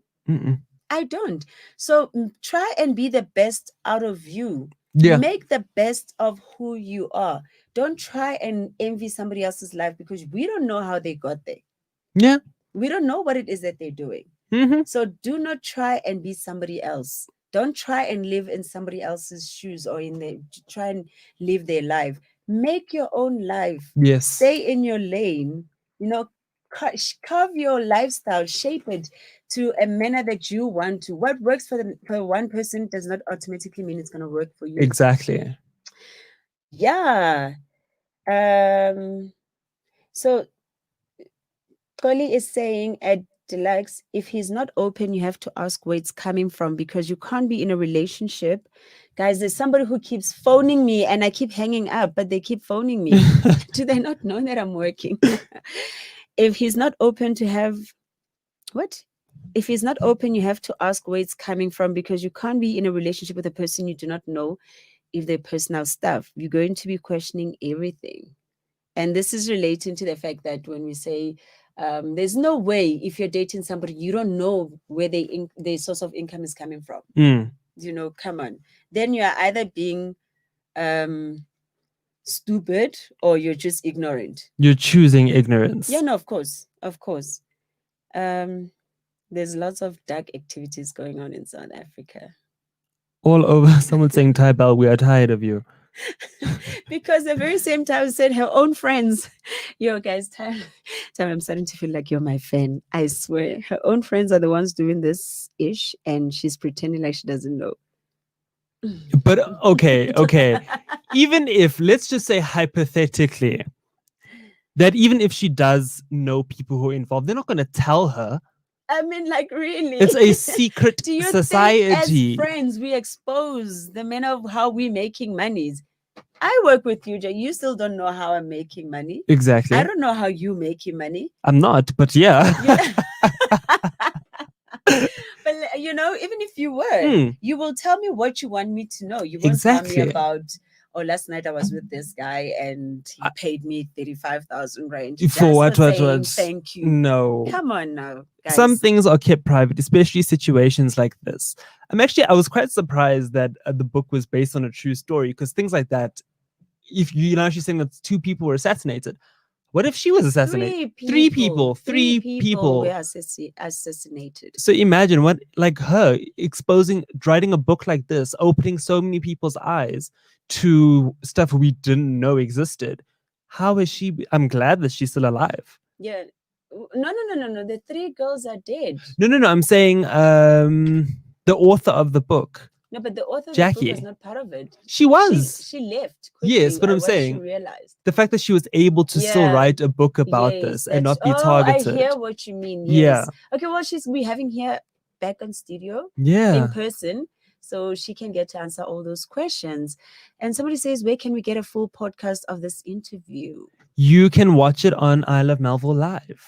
I Love Melville Live. Yeah, that's where you can catch all of our shows. It's a full-on radio station. Guys, Can we block them?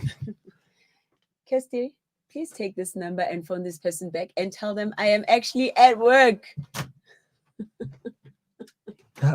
That's a lot. That's like the 10th time they're phoning me and I keep hanging up. Sure. Let's move on to something lighthearted. I feel like this is so heavy. Like my heart is so heavy now. My goosebumps are everywhere. Like it's a lot. It's really a lot. But I find it cool that they were like speaking about, I think it must be our food. Oh yes, guys, we are getting food sent to us. I hope. Okay. Well, I hope so, because I'm starving. I mean, I've reserved a section of my. Oh yes, no, it's definitely the food. Is it? Yeah. Okay, great. Kirsty's going to get the food. Yay! We have a guest coming in, and Brinette will tell us more about. Okay, so is it? Could they not just send a message? Okay, I'm gonna join your live as well, so they can get 2 perspectives. Okay, great. Cool. So they're seeing me. Oh, and I've got my torch white people joining in. Fantastic. Oh, you need to put the volume. Okay, so we're going to move on to something a little bit more lighthearted, because we've been discussing really, really hectic stuff for quite a while. So let's go on to some travel. Let's go into some good stuff. Borders are open. Let's go into some traveling. You know what? I'm super excited, but more than anything, I'm still scared of traveling.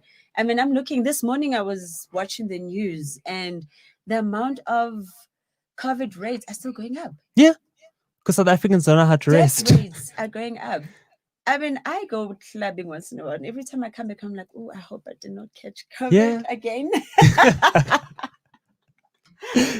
So for those who don't really know the extent of what COVID is like, what was your experience with COVID? Okay, so I actually am one of those people who actually had it. Mm-hmm. It is the most painful experience ever. I am not going to lie. And I understand. I mean, at that point, I had to literally stop watching the news, because you are having chest pains, your lungs are sore, you cannot breathe, you've got a headache that not even amount of grandpa can take away. The cough is not stopping. My chest was so sore. I literally lived in a onesie. I had to wake up in the morning, take a shower, put on a clean pair of pajamas, or just to keep warm. And it was in the middle of winter. My fireplace was always on. I had all gas heaters on in the house. My electric heaters was on. My electric blanket. That is how much warmth I tried to get into my house because it was so cold. Yeah. I was freezing. So it is scary. I mean, there was one day where my chest was so tight and my breathing, I couldn't, because it feels like the top part of your lung is inflating, but the bottom part is not. So instead of going, I just went. It's like very shallow Yeah, breaths. it was the most painful experience. I wouldn't wish that on anyone, So hey? I would understand why people actually literally panic and they die from anxiety. It is very scary, extremely. And the fact that that this disease was brought to us because people were traveling. Because of people were traveling. So I think I'm still very much, scared, and I really want to travel. Same. Really want to travel. I haven't traveled this year. I haven't gone overseas this year. So yes, the borders are open, but am I ready to travel? I think that the best way to do it is just to make sure that you are actually safe with whatever you're doing. So for me personally, because my little sister is asthmatic, so if I get COVID and accidentally pass it on to her, she has a really high chance of experiencing Of it, course, of potentially even dying. especially because I'm talking about the breathing, Yeah. pattern, which is very hard. Yeah. So yeah, I get you. So what I do with what my entire family does is we've bought the really big cans of sanitizer, of the aerosol sanitizer. So if we go grocery shopping, you spray your soles of your shoes, you spray your entire body, you make sure that whatever germs are on you are being killed. And your groceries and stuff, spray those too. And if you're traveling as well, wear something that you can take off while you are traveling when you get to your location. So whatever germs are on you, you can disregard or whatever. And wear your mask. If you're flying, clean the plane, your seat, not the whole plane, because nobody has time to be cleaning the entire plane. But Naomi Campbell, That is not our hey, rules. that's not my portion. But like Naomi Campbell, she released a YouTube video before COVID was even around, and she shared the way she travels. So she wears a hazmat suit that she throws away. She puts her own blanket down on the seat. She wipes it down with Dettol wipes. Jeez, guys, do I really want to go through that admin, that amount of admin while traveling? And for 17 hours, you're going to be wearing a mask straight. Honey, if you're going overseas. it's okay. We'll just wait for COVID to just die out. But when is it going to happen? Okay, then we do have beautiful places, Durban, Cape Town around. But I mean, me going to America right now, it's not going to happen. happening. Even the president, Hey. has COVID, and people were furious by the fact that he tested positive for COVID, and he was on his balcony Without a addressing mask. people in front of his security and everybody else, and he was not wearing a mask. And he was still infectious. And he was very much infectious because he only stayed in hospital for 3 days. How ridiculous is that? What is he trying to say? What message is he sending out? But then again, it's Donald Trump. So what? Nothing is he he allowed sends. to kill No. people? Well, he's been doing it. He's been doing it to all those poor innocent people that he had locked up and separated from their parents. They were saying that one of the drugs that they're using to treat him, there's cells in there that are actually taken from children. Is this the stem cells situation? Yeah, like a stem cell. Yeah. They're actually taking stem cells from children. And people are saying, where are they getting the kids to remove these stem cells from? Actually, that's a very interesting question. Yeah, it's a very, very sketchy subject, especially because in Hollywood, the Illuminati, that's a very big rumor. Oh my gosh, we had to go there. No, I'm just there's a point to where I'm going. Yeah. There's this drug called adenochrome. Yeah. And it's literally it's derived from adrenaline. So you need to get really high levels of adrenaline, and that's when the drug is like taken from your body. So there's like rumors going around that people are being trafficked, like the same that they're doing Oh organ my trafficking here, gosh. that they're literally trafficking like models and stuff, and Models.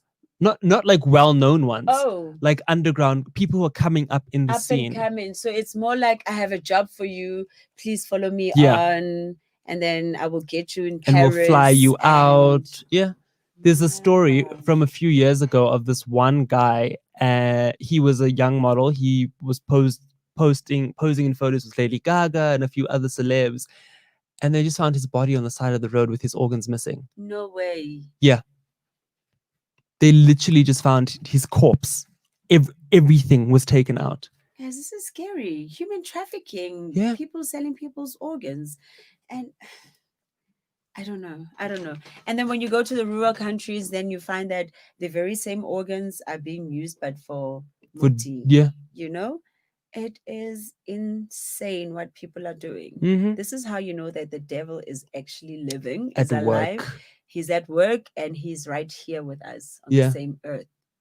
I got goosebumps there when you said that. That's why you better pray. Pray hard. Hold your pray. faith tight. However, it does not take away the fact that we still need to travel. Very true. Maybe next year. I think international travel, it's great. I Yeah. love it. I've been traveling Mhm. since I was really young. Yeah. But there's so much that we can explore within South Africa. Of course. And I think that if you're really worried about catching corona flying, Mhm. I think take a road trip.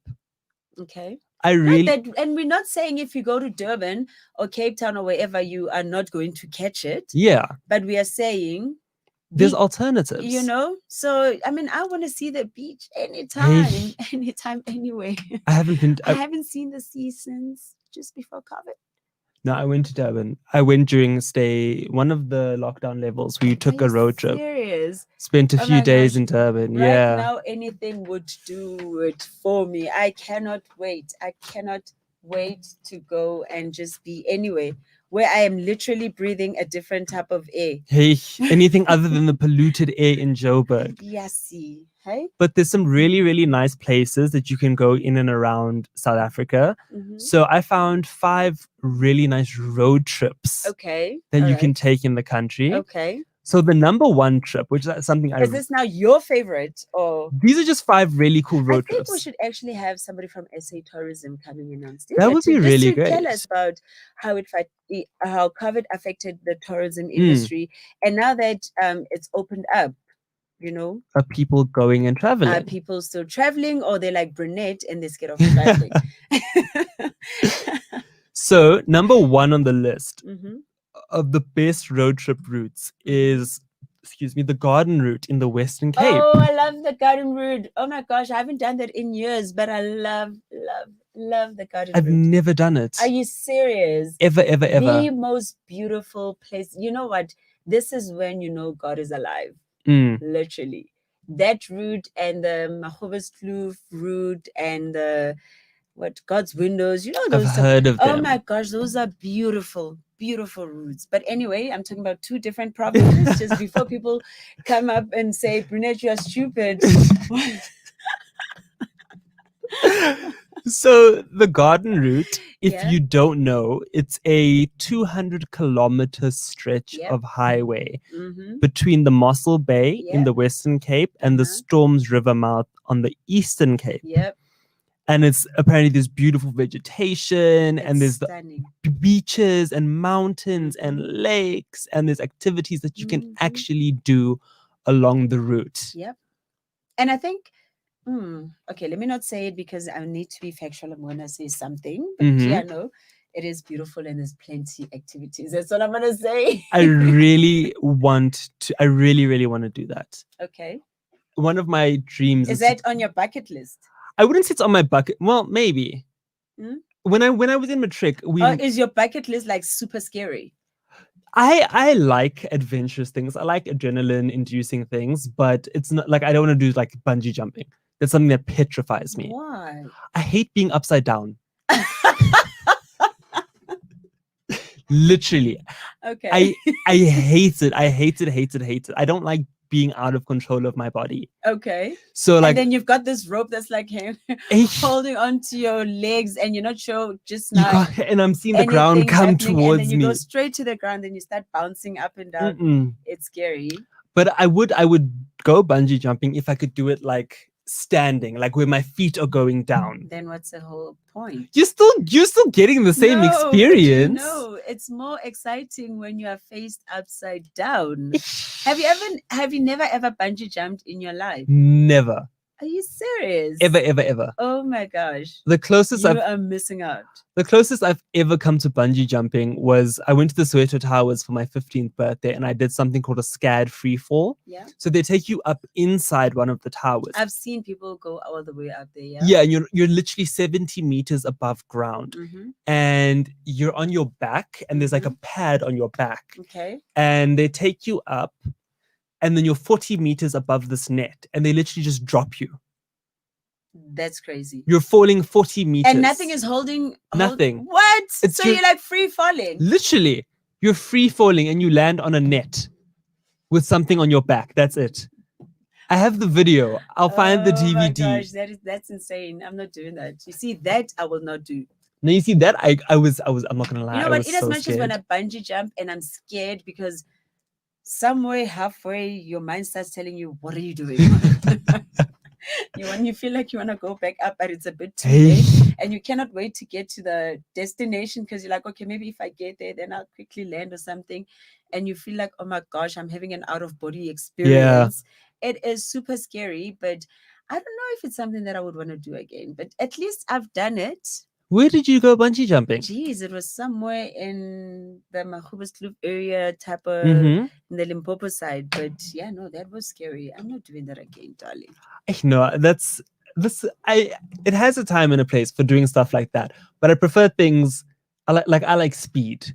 So you like speed? Yes, so like fast cars, quad biking, motorbiking, that's more my kind of thing. Because I'm on the ground. I can see the earth. It's not coming to me, it's underneath me. It's where it's supposed to be. But bungee jumping, no. And it's weird because the world's highest bridge bungee is actually on the garden route.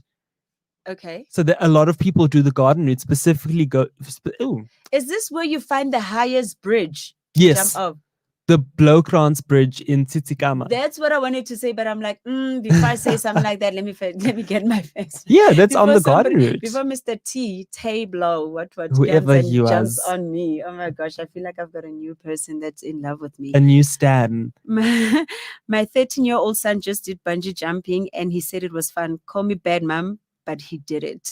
I don't think it's bad. I think that if you're allowing your kids to experience new things, it's good. They mustn't be scared like me. I'm petrified of like bungee jumping and stuff. No, but give me a quad bike, and I'll do donuts on a quad bike. Okay, that's my kind of thing. So you're more of a speed freak. Love it. Okay, maybe we should actually go and do go to Killarney Raceway. Go race Porsches or something. Okay, I'll be on the other side. I'm not driving. Oh, yeah. I love it because I grew up in. I am scared of being the driver, but I wouldn't mind being on the passenger seat. But that's wild because you drive an AMG.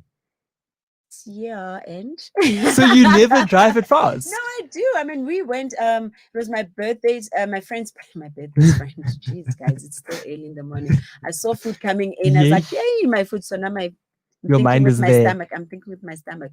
So a friend of mine, for their birthday, they had breakfast run, and it was amazing. I mean, we started from Midrand, we went all the way to Katlehong because it was born in Katlehong, and we went to Soweto, and it was the most fastest cars. Babe, that day I was driving the C63, and even I was scared. I mean, I put it on sport. I was even scared of putting it on sport plus because I'm like, okay, Brinette, you can maybe handle the sport, but when once it gets to sport plus, now you are pushing your luck. You are pushing your luck, girl. But it was insane. It was done safely, but you had fun. I had fun, and it was my first time pushing myself like that. And that is honestly a bucket list thing of mine, is doing a breakfast drive. It was amazing. I'll invite you to the next one. Oh, please. If we ever have it. That is because, like, I saw Kifio Mabote actually. she went on a breakfast run in Cape Town a few weeks ago with the Daytona group. Mm. It looked phenomenal. Oh yes, with the McLarens and all Yes. that. A friend of mine was also on one of them. My other friend. I just now keep talking about cars and gonna say they're part of the hockey club.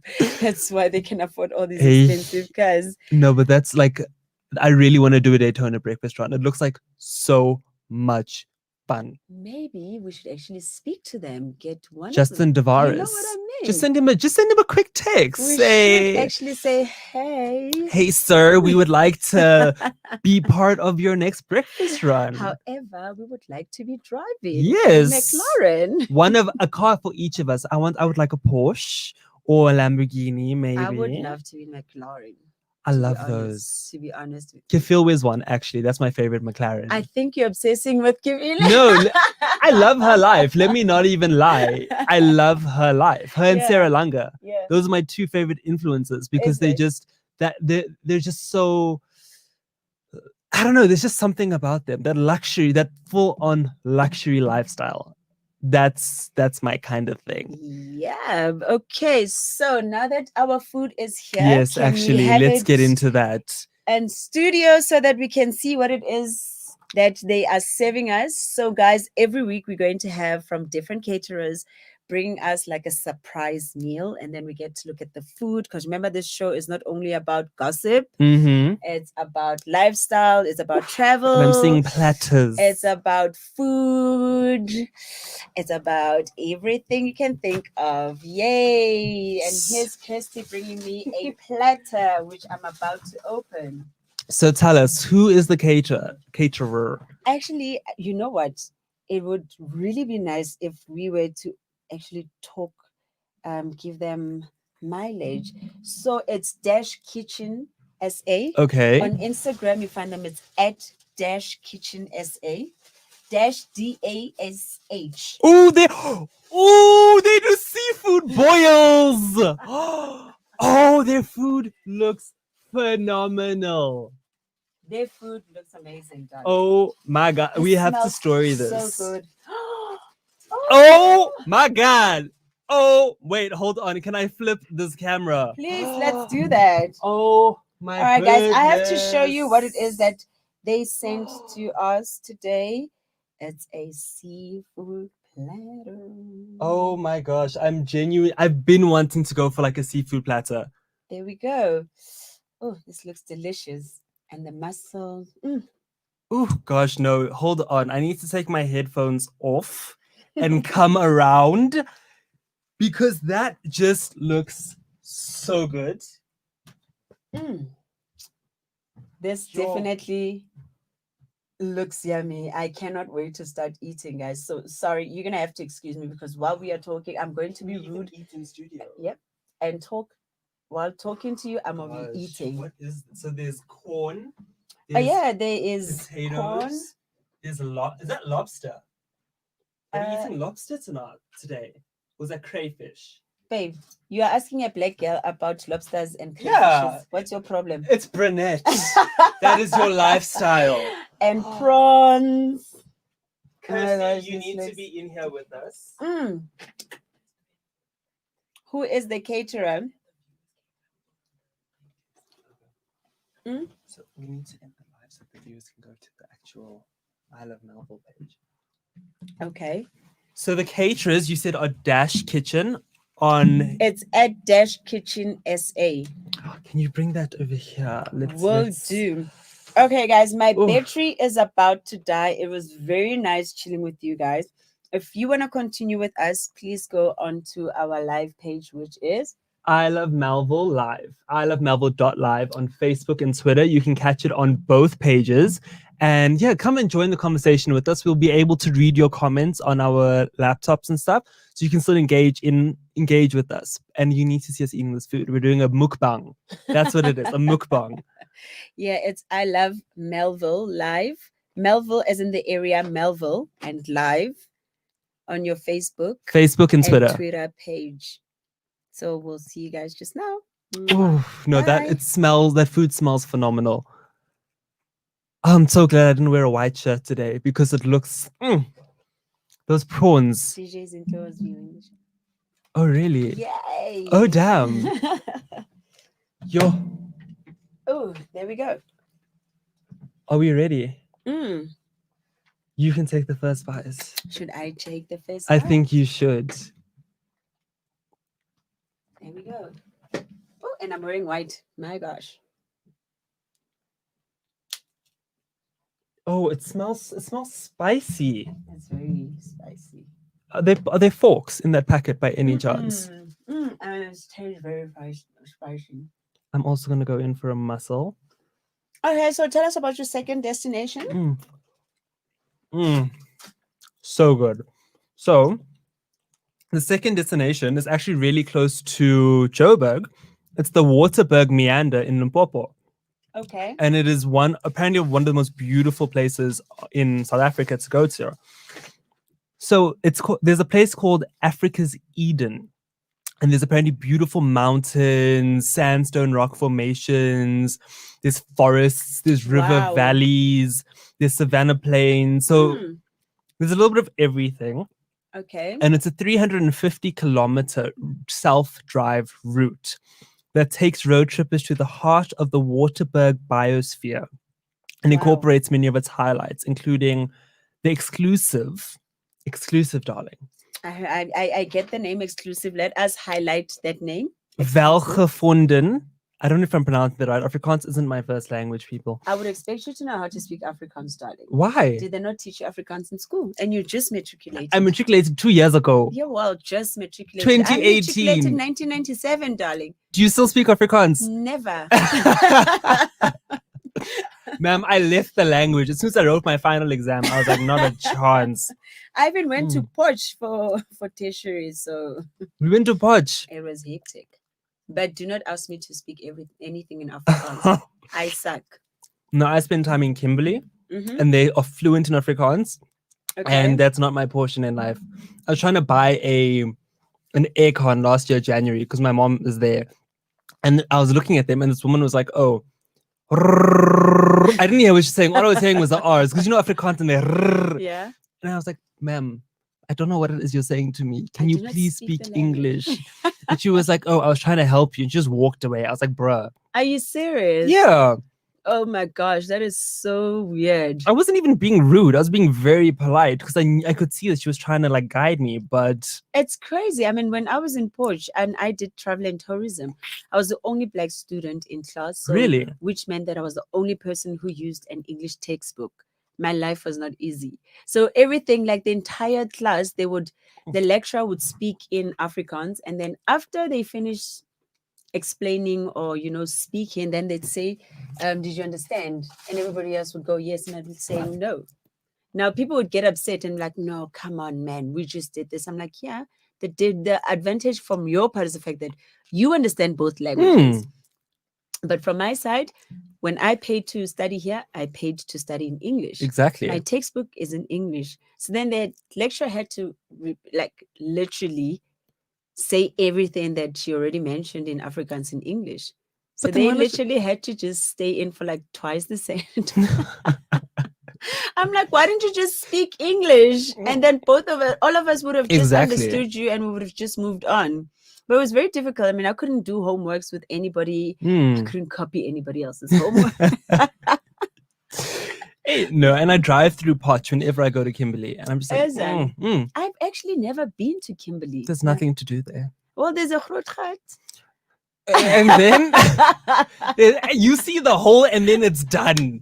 I love the name. The big hole. It's pretty. It's very pretty. But what is pretty about a hole? It's the water, because you know that acid, does it have water inside? Well, it has acid mine drainage, so it's like very blue water. Like it looks visually appealing, but then once you see it, wait. So paint a picture to me, because I've literally never been. So you go there, and obviously because it's an old mine, they have some of the buildings and stuff there, and then they have like jewelry, and they have a few pretty cool stores, and then you go into like a viewing platform that's like really high above the hole. Wow. And then you look down and there's this beautiful like rock formations and stuff around it. Are you serious? And apparently it's man-made, right? Yeah, because so it's they an used old... to dig it up and take diamonds. Yeah, it's literally a former mine entrance. Yeah. And there's just there's water at the bottom of it, and it's this deep blue, Wow. but it's not clear. Huh? So how do you see the blue if it's not clear? The water is blue because of the acid from the mine. Oh. So it's not like a bottled water where you can, or like tap water. It's literally just this really blue liquid. But if you were to like touch it, you would like die. Do you think people have like been thrown in there? Possibly. Or accidentally fell? Accidentally, air quote, accidentally. I think so. I wouldn't Are be you surprised if there's a few, serious? because the thing is that no one's going to go in there first of all. So if you were to throw a body there, no one would ever find It's it actually going to decompose in like in a number of days. yeah. Damn. Yeah. Okay, well, coming back to our food, let's just, because this is the It's bio very that good. we got, that the place is called Dash Kitchen SA, and it's a black female owned company. Oh, really? And has officially been operated for 6 months. Oh, it's still new. Yep, but they already have 4 branches in Johannesburg, Pretoria, Cape Town, and in Durban. And the service is strictly provides a pickup and delivery service only, and no current sit-ins. This would be, but this is the kind of food that you eat at home. This isn't something that you eat in public. Because why you get The your sauce. hands dirty. The sauce, because this is like you break this I am apart. that type of girl. I go to a restaurant and I dig in. I don't care who's watching. Darling, I am here to enjoy my food. If you are worried about etiquette, that is your problem. Hey, that's also true. Don't make your problems my problems. You cannot expect me to eat lobsters and prawns using knife and fork. It's impossible. No, that's very How am true. I supposed to eat using, all these utensils? I want to dig in. I want to enjoy my food. I want to lick my fingers. Yes, You know actually. what I mean? So please do not judge me. No, for me, crab curry. If I can't eat crab curry in front of you, then I don't like you. Exactly. If I can't be myself in front of you, even if it's my first date with you, then clearly you are the wrong person. But you'd think that, like, on a first date or whatever, you'd be not me, on darling. your best behavior. Oh, I am not that kind of girl that will go eat like bunny chow, and then when they get to a date, they're like, "Oh no, I'll have a salad." No, honey. I will go with you on a lunch date when we get there, and I feel like having a bunny chow. I want a bunny chow. Hey, that's what I want to go. I want to go to Durban just for a bunny chow. Maybe we should find a bunny chow place here to bring us some bunny chow. Something But there's exotic. no nice bunny places in Joburg. I don't know. Your type of bunny chow and my type of bunny chow is completely different. What's your type of bunny chow? We were having this conversation with my friend, and we were actually debating, and somebody was saying bunny chow is like the typical Indian way of doing it, where it's bread with like your lamb's whatever curry, lamb curry or chicken curry or whatever. And kota, is quarter of a bread where you find chips, polony, everything. And then what do you then describe as our old fashioned kota type of meal, which is they're very same type of bread with mincemeat, mashed potato, and acha. Because initially that's how it was started, before the chips and everything. Did not know that. Oh, darling. I did not know that. Oh, you always make me feel like a dinosaur, because I think I'm revealing to you. You don't think of it like that. Think of it as you're educating me, because I didn't. Before they made them with chips and all these funny fish and bunny chow. I mean, lettuce and all these funny expensive stuff.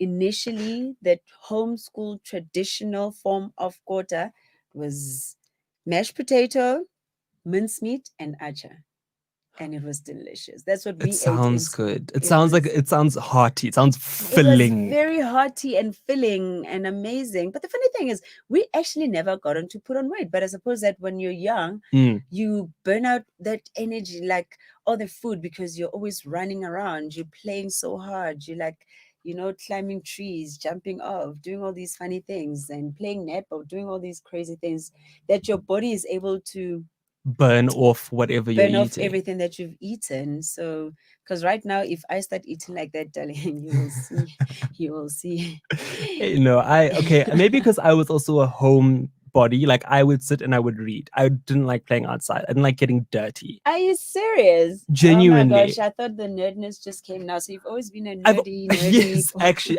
I've actually grown out of it a lot. Like Mm. when I was in like high school, when I first started high school, someone was telling me that they could never speak to me because I was always reading. Are you serious? My nose was always in a book. Golly, I only just started reading now. I mean, like when I was young, do not get me to. I mean, when I passed my matric, my parents were like, "She would," and I passed with distinctions, but only because I'm Hey. from a very strict family. Mm, And back then, I was not allowed to go out. I was not allowed to party. I was not allowed to do anything. I was the only thing I was supposed to do was read. Mm. I mean, to a point where I was so naughty, I would literally take it. Oh, let me not give out ideas. No, I'm curious. Tell us what you did. I would take a textbook and put in a magazine. And I would think, oh, she's hard at it. She is so focused. That time I'm like, darling, if only you knew. You're catching up on your celeb I gossip am and catching fashion. up on fashion and everything. I don't have time for books. But I did more reading because I had to pause, at the end of the day, because it wouldn't make sense why always spending so much time Exactly. staring at books, but I don't pause. Mm. And my mom was the worst. Every day, 3 a.m., she would come into my bedroom and literally take the covers and take them off me and be like, "Matric is ni matras." I hated that saying because I was like, but I'm just sleeping like 3 a.m. every day. You must start I studying. needed to wake up and study every day. Sure. Literally. No. So when I took a breather, I really took a breather. And when I had to catch up on partying, I literally caught up with everybody else. That is hectic. 3 in the morning, you must start 3 in studying. the morning, I was supposed to start studying. It was hectic. Hey, but at least your work ethic is phenomenal. Well, I had to now. teach myself that with time, growing up, because when you're young, you do stuff and then only because you are told to do. Now I do stuff because I want to do them. It's like going to church, for example. I mean, I went to church because I was forced to do, not because Same. I wanted to go to church. Yeah. Now I go to church because I want to go to church. Nobody is forcing me to go to church. Because when you're forced to do anything, then you like form a It's not negative opinion on fun, it. Of course, it's not fun anymore. You're just doing it to impress, but not because you really mean it. So, just to end off about the Dash Kitchen essay. Yes. You can actually find them on social media platforms. So on Instagram, they are on at Dash Kitchen SA. And on Twitter, it's Dash Kitchen _SA. And guys, there are many. I'm looking at their Instagram page. The food, my goodness, is amazing. Looks so good. So yeah, go. And it tastes really nice too. It tastes so good. So next on our list, so we've covered the garden route in the Western Cape. Stunning place. So it starts off at so it's a really long route. So you have variety and you can go and stop off and stay there. So apparently you need like a good 4 days to fully experience the road. I love how they're even telling us how many days we need. Exactly. Okay. I think that's important to know because so you can plan your trip accordingly. Then there's the Waterberg Meander in Limpopo, and that you need about 5 days, and it's really good for game drives and stuff. There's apparently a lot of nature reserves and game reserves out there. Can I tell you something? I actually don't enjoy game drives anymore. I studied travel and tourism, and I worked in the tourism industry for years, years and years and years. I'm not going to expose my age because everybody knows my age, but yeah, I worked in the tourism sector for a very long time. And when I worked for this particular company, every weekend we would have to take different clients to our properties, and our properties were obviously game farms and all that. So it was, in the beginning, it's fun because you get to mingle with different people, even though you're taking them to more or less the same venues, but then you end up doing the same thing. So my life became so like, every Friday I'm driving there, I'm getting there, there's a Boma dinner, then in the morning there's a game drive at 5 o'clock, then you have breakfast. So it just became so monotonous that it became like, So that's not your thing anymore. Yeah, and I'm scared of snakes. I'm scared of anything that crawls. I'm scared of, so I love I'd rather go. If you were to ask me, am I a game farm type of girl or more of a blue beach, Yeah. white sands, bikinis. Oh, that is definitely me. I also actually prefer beaches as opposed to You game prefer drives. what? Beaches. I love my beaches. Okay. And now that's funny because the next one on the list is the Wild Coast in the Eastern Cape. Oh, nice. Okay. So they start from East London to the Mhm. border of KZN. It's another 350-kilometer Yeah. drive. I've been to the Wild Coast a long time ago with my parents, but I was young. And at the time, I didn't really like traveling. And my dad was a travel specialist. That guy he loved road trips. And I hated them Why? because I don't want to be stuck in the same car with my parents for that long. I mean, I was young, you know. Right now I can do road trips and it's fun, but when you're young, you're like, oh my gosh, I understand when kids are like, are we there yet? Yeah, no, my I sister's was like that. definitely that kind of are we there yet type of kid because I'm like, why am I in this car for such a long time? I want to play, I want to have fun. But right now, we can do a road trip any day. Any day. Now, I grew up on road trips because Okay. my grandmother lived in Pietermaritzburg. Well, she moved to Pietermaritzburg sometime after I was born. So we would go every once a month or whatever. We take a drive from Joburg to Pietermaritzburg. Then she moved to Swaziland. She moved back to Swaziland. So Okay. we do that 3.5 hour drive Mm. pretty frequently. Mhm. And then when I was living in Swaziland, my mom lived in Durban. So we were driving from Swaziland to Durban, which is a Okay. 6-hour drive. Yeah. And then we go to Ladysmith or whatever. So I spent a lot of time in cars growing up. Jeez. Even now, if you had to tell me, oh, you need to go to Swaziland tomorrow, I'm fine. I actually love Swaziland though, hey? It's beautiful. I don't know about the beautiful, but I just love going there. It depends. I just find the people are so much more friendly and more polite They are. and Than South Africans. than Yeah. in South Africa, you know. I mean, their best hotels back in the days, they were like, yo. But right now, I'm like, And my grandmother used to run some of those hotels, actually. The Royal Is it? Swazi. My grandmother Yeah. managed it for a bit. you know, I feel like they need to like revamp and like, They do. are they? They. Well, I don't know I if they haven't are. been in what 2 years now. Mm-hmm. No. This year, this year, can't remember. I went to Swaziland, but it was not that type of area. Yeah. This was for my NGO, and we were doing something different. But when we're talking, that's in what Lugogo. Yes, Ezulwini. That's the town, Ezulwini. Ezulwini. That's where all the hotels are. Yeah, at Ezulwini. Back in the days, I mean, that Mhm. place used to like really, really pump. It was. It And really, really right was. now, it's like a bit, it's been run down. I don't know if it's because of It's what's because of the happening. leadership. Yeah. Because a lot of the really nice hotels were bought over by the royal family Yeah. and they just flopped. Mm. But they've recently reopened the Ezulwini Sun, which was a really Okay. nice hotel back in the day. That used to be a very nice hotel. Yeah. Yeah. And apparently it's really nice now. I haven't been. it? I haven't been to Swaziland this year, Okay. but it is apparently stunning. Hmm. But for me, Swaziland, it's just because of how different it is to Mhm. South Africa. Yeah, no, for sure. It's such Life a is breath. more laid back in Yes. Swaziland. People are so polite. Mm-hmm.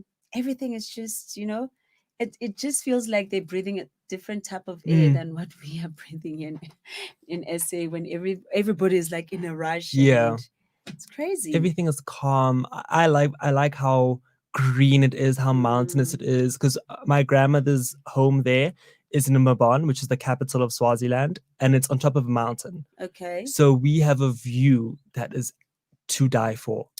Wow. It is stunning. And one of my mom's really good friends also has a house in Mabon, but it's closer. It's more towards the highway side. So that's because there's only one highway in the whole Mbabane country. is the first one when you the first major town. Yeah, when you enter Swaziland, right? Through Yes. the borders, the first major town. Yes. That's Mbabane, okay. Yes. And then, so there's only one highway. It literally goes straight through the country.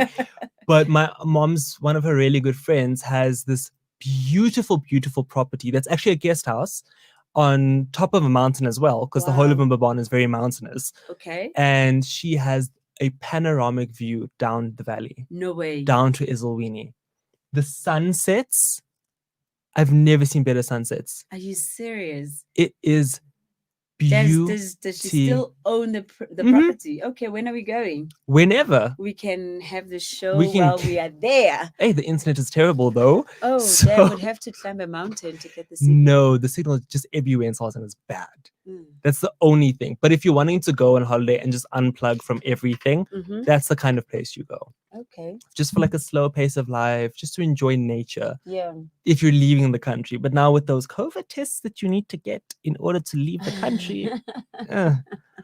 But let's stay local. So Okay. with the Wild Coast, it used to be the Transkei, funny enough. Mm-hmm. And there's quite a few heritage sites, but it has the most beautiful beaches. That's From what I can recall, yes. that's the drawing card to go to the Okay. Wild Coast is the Mhm. beaches. And apparently you need like a good week to A just whole week. a whole 7 days just to go Damn. along the coastline and go to the Wow. cultural activities and stuff. So you're not just going to explore, you're going to learn as well, which is nice. Okay. Especially because South Africa, we have such a rich heritage and we True. don't always appreciate it. That's very true. Because we're all so keen to just get out of here and go to Europe, go to the You know, States. I actually find it very strange that a whole lot of South Africans, they will tell you that I've been to Paris, I've been to New York, I've been to Milan. Milan, I've been to wherever. And you ask them, have you been to Congo? No. Never. Have you been to Swaziland? No. Have you been to Lesotho? No. Hmm. For me, I want to like explore my country and my surroundings first Mm. before. I'm not saying don't go overseas, Yeah. but I mean, come on, you need to know your outside of your borders, what Yeah, happens know your out there. neighbors. Learn different people's cultures. And I Mm. think that's the whole thing. That's the reason why there's so much xenophobic in this country, because we don't know how people Live. do things, live, react to different situations, and and then we start feeling like they come into this country because of Because of how they want our bad. women, they want our jobs. But have you ever been there? Have you ever seen their places? And do they welcome you when you are there? Do you understand why it is that they need to come to this country to make the money? And why are they coming here and finding the jobs? What are you guys doing here not wanting to work? That's crazy. It's like the same way you said that you can't break up a marriage that isn't already crumbling. Yeah. You can't take a job that isn't already Secured. Yeah. Like when they say, "Oh, you're stealing our jobs," they can't steal your job if it's yours. If you're secured in your position, nobody can ever take or Exactly. steal it away from you. But that's a topic for another day. That's a topic for another day. And then what Mhm. is our fourth place to go to? Is Route 62. What is Route 62? Okay, now I'm learning something I new. also never heard of this. Okay. But that shows how little we know about our own country. Where is this Route 62? In the Western Cape, Okay. actually. So it is so named for the R62 road that cuts across the countless lovely vineyards of the Cape winelands. Okay. We probably have gone past it or Without driven past it without realizing. knowing that it's called the Route 62. Yeah, so it drives through dramatic mountain passes into the heart of the Little Karoo, a Mhm. wild and dusty region of scrubland, livestock, and rural towns. Oh. So it's a lot less popular than the garden route, Mhm. but it is apparently a very beautiful, untamed place. It's like a wild Wow. part of South Africa that I've honestly never heard of. I've never. It's the first time I hear that. So when you go on holiday, I'm like, so where were you in December? I was on Route 62. It sounds like a really fun road trip, though. Like Route 66 in Las Vegas. It You know sounds what like I that. mean? I'll be like, no, but you said you were local. Mm. When you're overseas, like, no, Route 62 is in South Africa. So they say that there's a town in Montagu called Montagu that just has the most beautiful spas and like hot springs. Are you serious? Mhm. Oh my gosh. And then there's another town called Barrydale that has a lot of really nice cafes. The one specifically called Diesel and Cream Diner that has really good milkshakes, apparently. Guys, I love cafes. Same. Can I tell you something? Like, whenever I'd rather go to like a small cafe Mm-hmm. and have their hearty breakfast Yes. versus me going to like your normal Big restaurants on the restaurant. square or whatever. Yeah, where they just make everything in bulk. Mm. You like it's not for me, it's not that exciting. I find that if I go to a smaller cafe and they literally the food is cooked with With love. heart.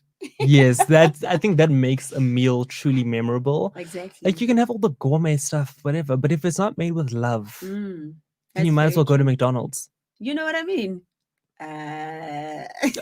You know, you might as well go to fast food. You might as well just get a sandwich from a filling station. True. But because my family loves food. Everyone in Mm. my family can cook in some way, shape, or form. So you're from a foodie background.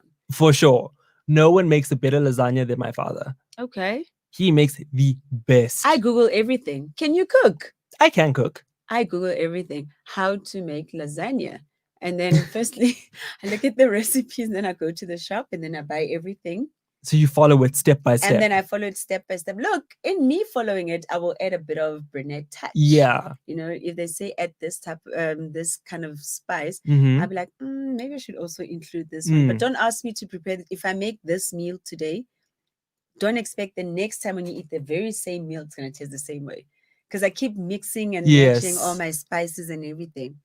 Now with me, if this, like we had a braai a few weeks ago and I made this chicken, my mom was like, oh, can you marinate the chicken? I was like, okay, what do we have? Because we've just moved back into our house, so we didn't have a lot of spices, but we had orange juice, we had soy sauce, we had honey, and we had hot sauce. Okay. Mix it all together. Orange juice And honey. Orange juice, honey, soy sauce, and sriracha. And what? Sriracha is like an Asian hot sauce. It's like a Okay. sweet, spicy, smoky kind of thing. Okay. I'll make it and braai it. It needs to be braaied. On what type of meat? On chicken. Oh. And I love chicken on a Okay. braai. That's Okay. I don't like beef. It's too much to eat and there's fat. I don't like beef. I find it very hard to chew and it Yes. takes longer. I don't want to be chewing something for too long until my jaws get it. I don't want to be exhausted when I chew my food. But it also depends on how you cook it. I don't care. I don't like it. So yeah, that's my new signature braai Okay. component, because the honey and the sugar in the orange juice makes it like sticky and then it gets caramelized, so the skin gets slightly crispy. Oh my gosh, you're and such a foodie. Look I at your am. face when you talk about the food. If you know me, I know where to eat. Okay. I know where to go get reasonably priced clothes, and I know where to get good food. Those are two things. So yeah, that food is a huge thing. My mom makes the best Malva Indian food. My aunt, Wow. best Indian food. Oh, maybe your aunt must make us a biryani. I love biryani. My favorite biryani. I My love favorite biryani is with from all my her. heart. She I makes a love really good biryani. Okay. Maybe we So- should have your aunt here. She would be down. With her biryani, and then she can take us through and give us a recipe of how she made the biryani. She buys a box mix. Let me not even lie. But she does. She does something to it. Is it? She does. Like I've had biryani. There's, Fordsburg. Mm-hmm. It's around the corner Yeah, I from know here. Fordsburg. The street food there also exceptional. There is nothing amazing than Indian food. You know, one thing It's I my respect favorite. about Indian culture is the fact that they are so cultural and they support each other so much. I mean, Indian people, they eat their own food, they wear their own clothes, they listen to their own music, and they do it with so much pride. Yes. And it's beautiful. And I wish as Africans we would do the same. But we only do it on Heritage Day, But yeah, another topic for another day. What's another destination? Is the panorama route in Mpumalanga. I've heard of the panorama. Panorama. I'm thinking panoramic sunroof. I was also thinking that at first. Okay. So this is apparently a short detour from the Kruger National Park. Okay. And this is actually on your way to Swaziland, funny enough, from Mpumalanga. Okay. So you should definitely know it. I've never You're been to from Durban, Mpumalanga. you're from Swaziland, a mixed you're masala. always traveling. Honey, I think the next time you go to Swaziland from Durban, use another route. There's only one route. It's a beautiful route though. So where is this panoramic route? So panorama is in Mpumalanga. So that's Joburg to Swaziland. Oh, from Yeah, between Joburg and we Swaziland. probably have driven there so many times but we Without just even don't knowing. know. Yeah, I've seen the signs for sure. So apparently it's centered around what is called the Blide River Canyon. Oh, the Blade. I've heard of the Blade Yeah. River Canyon. Okay. And it takes you along the highest tar road in South Africa. And you have beautiful views of the mountains, the canyons, the valleys. There's Mm. seagulls. There's eagles overhead, and there's waterfalls, and it just Guys, South sounds Africa is just stunning. too beautiful. I'm sorry. It And the really way we is. take we Take it for granted. we take it for seriously. I just didn't want to say granted because it's gonna come across like I'm just saying, oh, you just take me for granted. But we don't respect where we come from. Guys, we are so privileged to be living in South Africa. We really, really we are. don't have your natural disasters besides the earthshake. Literally, we don't have your volcanoes. We don't have all these weird things that tsunamis and we are super blessed to be living in this country, and we're so taking it for granted. I think we're very unappreciative as human beings. Oh my gosh, that is beautiful. Wait, aren't those the three sisters, those little Kopi mountains? This is Pilgrim's Rest. This is Pilgrim's Rest apparently. So there's apparently really, really nice places for you to go and view, and just it looks stunning. You can even go gold panning there. Like actually looking for gold. Are you serious? Yeah, because I get to keep the gold? I would hope so. If I'm working for it, I want it. So yeah, they it's a gold mining town apparently. So yeah, so those are the 5 best road trips in SA. Wow, that is beautiful. Okay, so next week we're gonna look at 5 more. Yes. All right. Just 5. I literally feel like we should have somebody from SA Tourism. I think it would make a lot of sense because there's so many beautiful places. We don't have to go overseas. We don't have to be going and doing COVID testing to cross the borders when we can get in our cars. I don't think there's COVID there. The air is so fresh. It's so clean. There's no pollution. Over those mountains, there's no pollution. I mean, there's no way COVID is going to thrive there. It's actually going to be pissed off, to say that the air here is too beautiful. It's too clean. Even COVID will be taking a rest. No, for sure. COVID will be like, sorry guys, wrong route. We're just taking the scenery. I really want to explore South Africa more. Me too. I really want a 4x4. I want a group of my friends, an unlimited petrol budget, free accommodation, and let's go.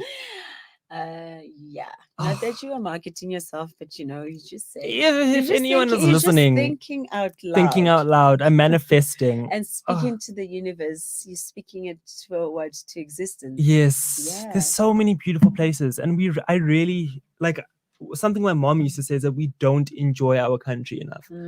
Like when we were driving from Kimberley to Durban, we decided to take the scenic route. So we went through a really small town. I can't think of the name of this town, but it's the Clarence. Went to Clarence in the Free State. That is beautiful. That is so beautiful and so peaceful and so quiet. It's stunning. And apparently there's snow in winter. Yes, it snows in winter there, and there's chalets.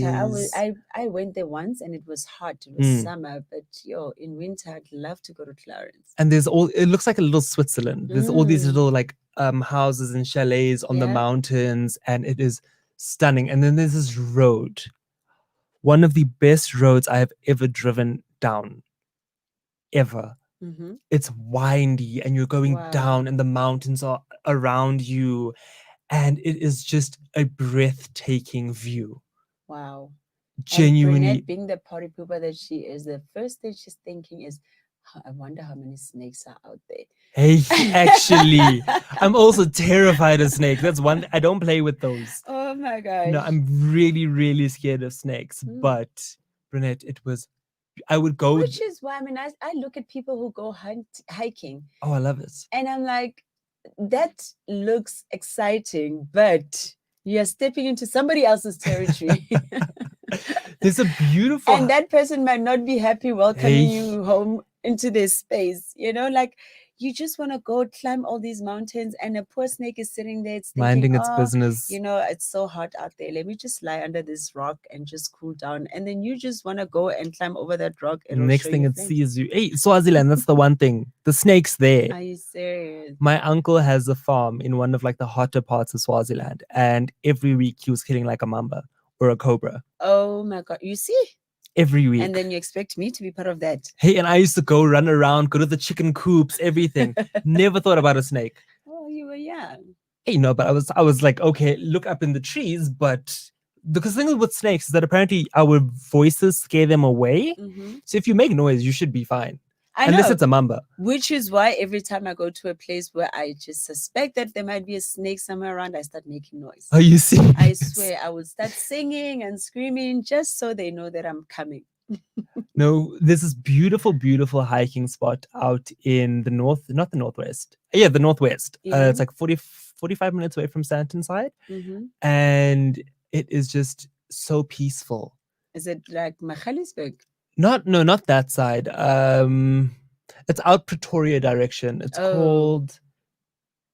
We'll reveal it next week. Okay. We'll reveal it next week. Okay. Keep the viewers excited. But it Okay. is one of the most beautiful hiking spots ever. Wow. There's a river down at the bottom. Are you serious? There's mountains. There's even like a little beach, like a little river style beach. Man-made.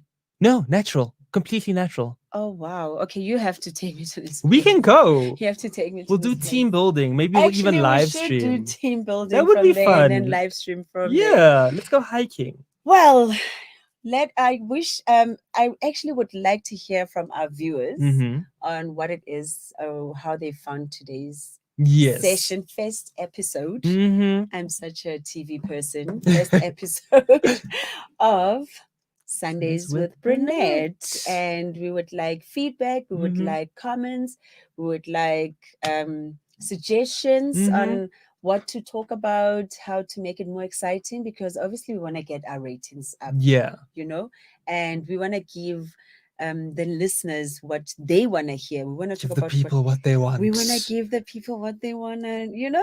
Yeah. And if you guys have any like local traveling spots as well Yes, that you want us to please. find out about, Tell please drop it us. in the comments. Yeah, tell us about those places. Hmm. We will do research on those places, and who knows, maybe we might get invited to go to those Yes. places. Manifesting it, speaking it into Aha, existence. There we go. Anyway, darling, it was a pleasure having you today. It was so much And- fun. I really enjoyed today. Likewise. So we will see you same time Same next place week, next Sunday. week. With For Sundays with Brinette. Yay. Goodbye and God bless everybody. Bye.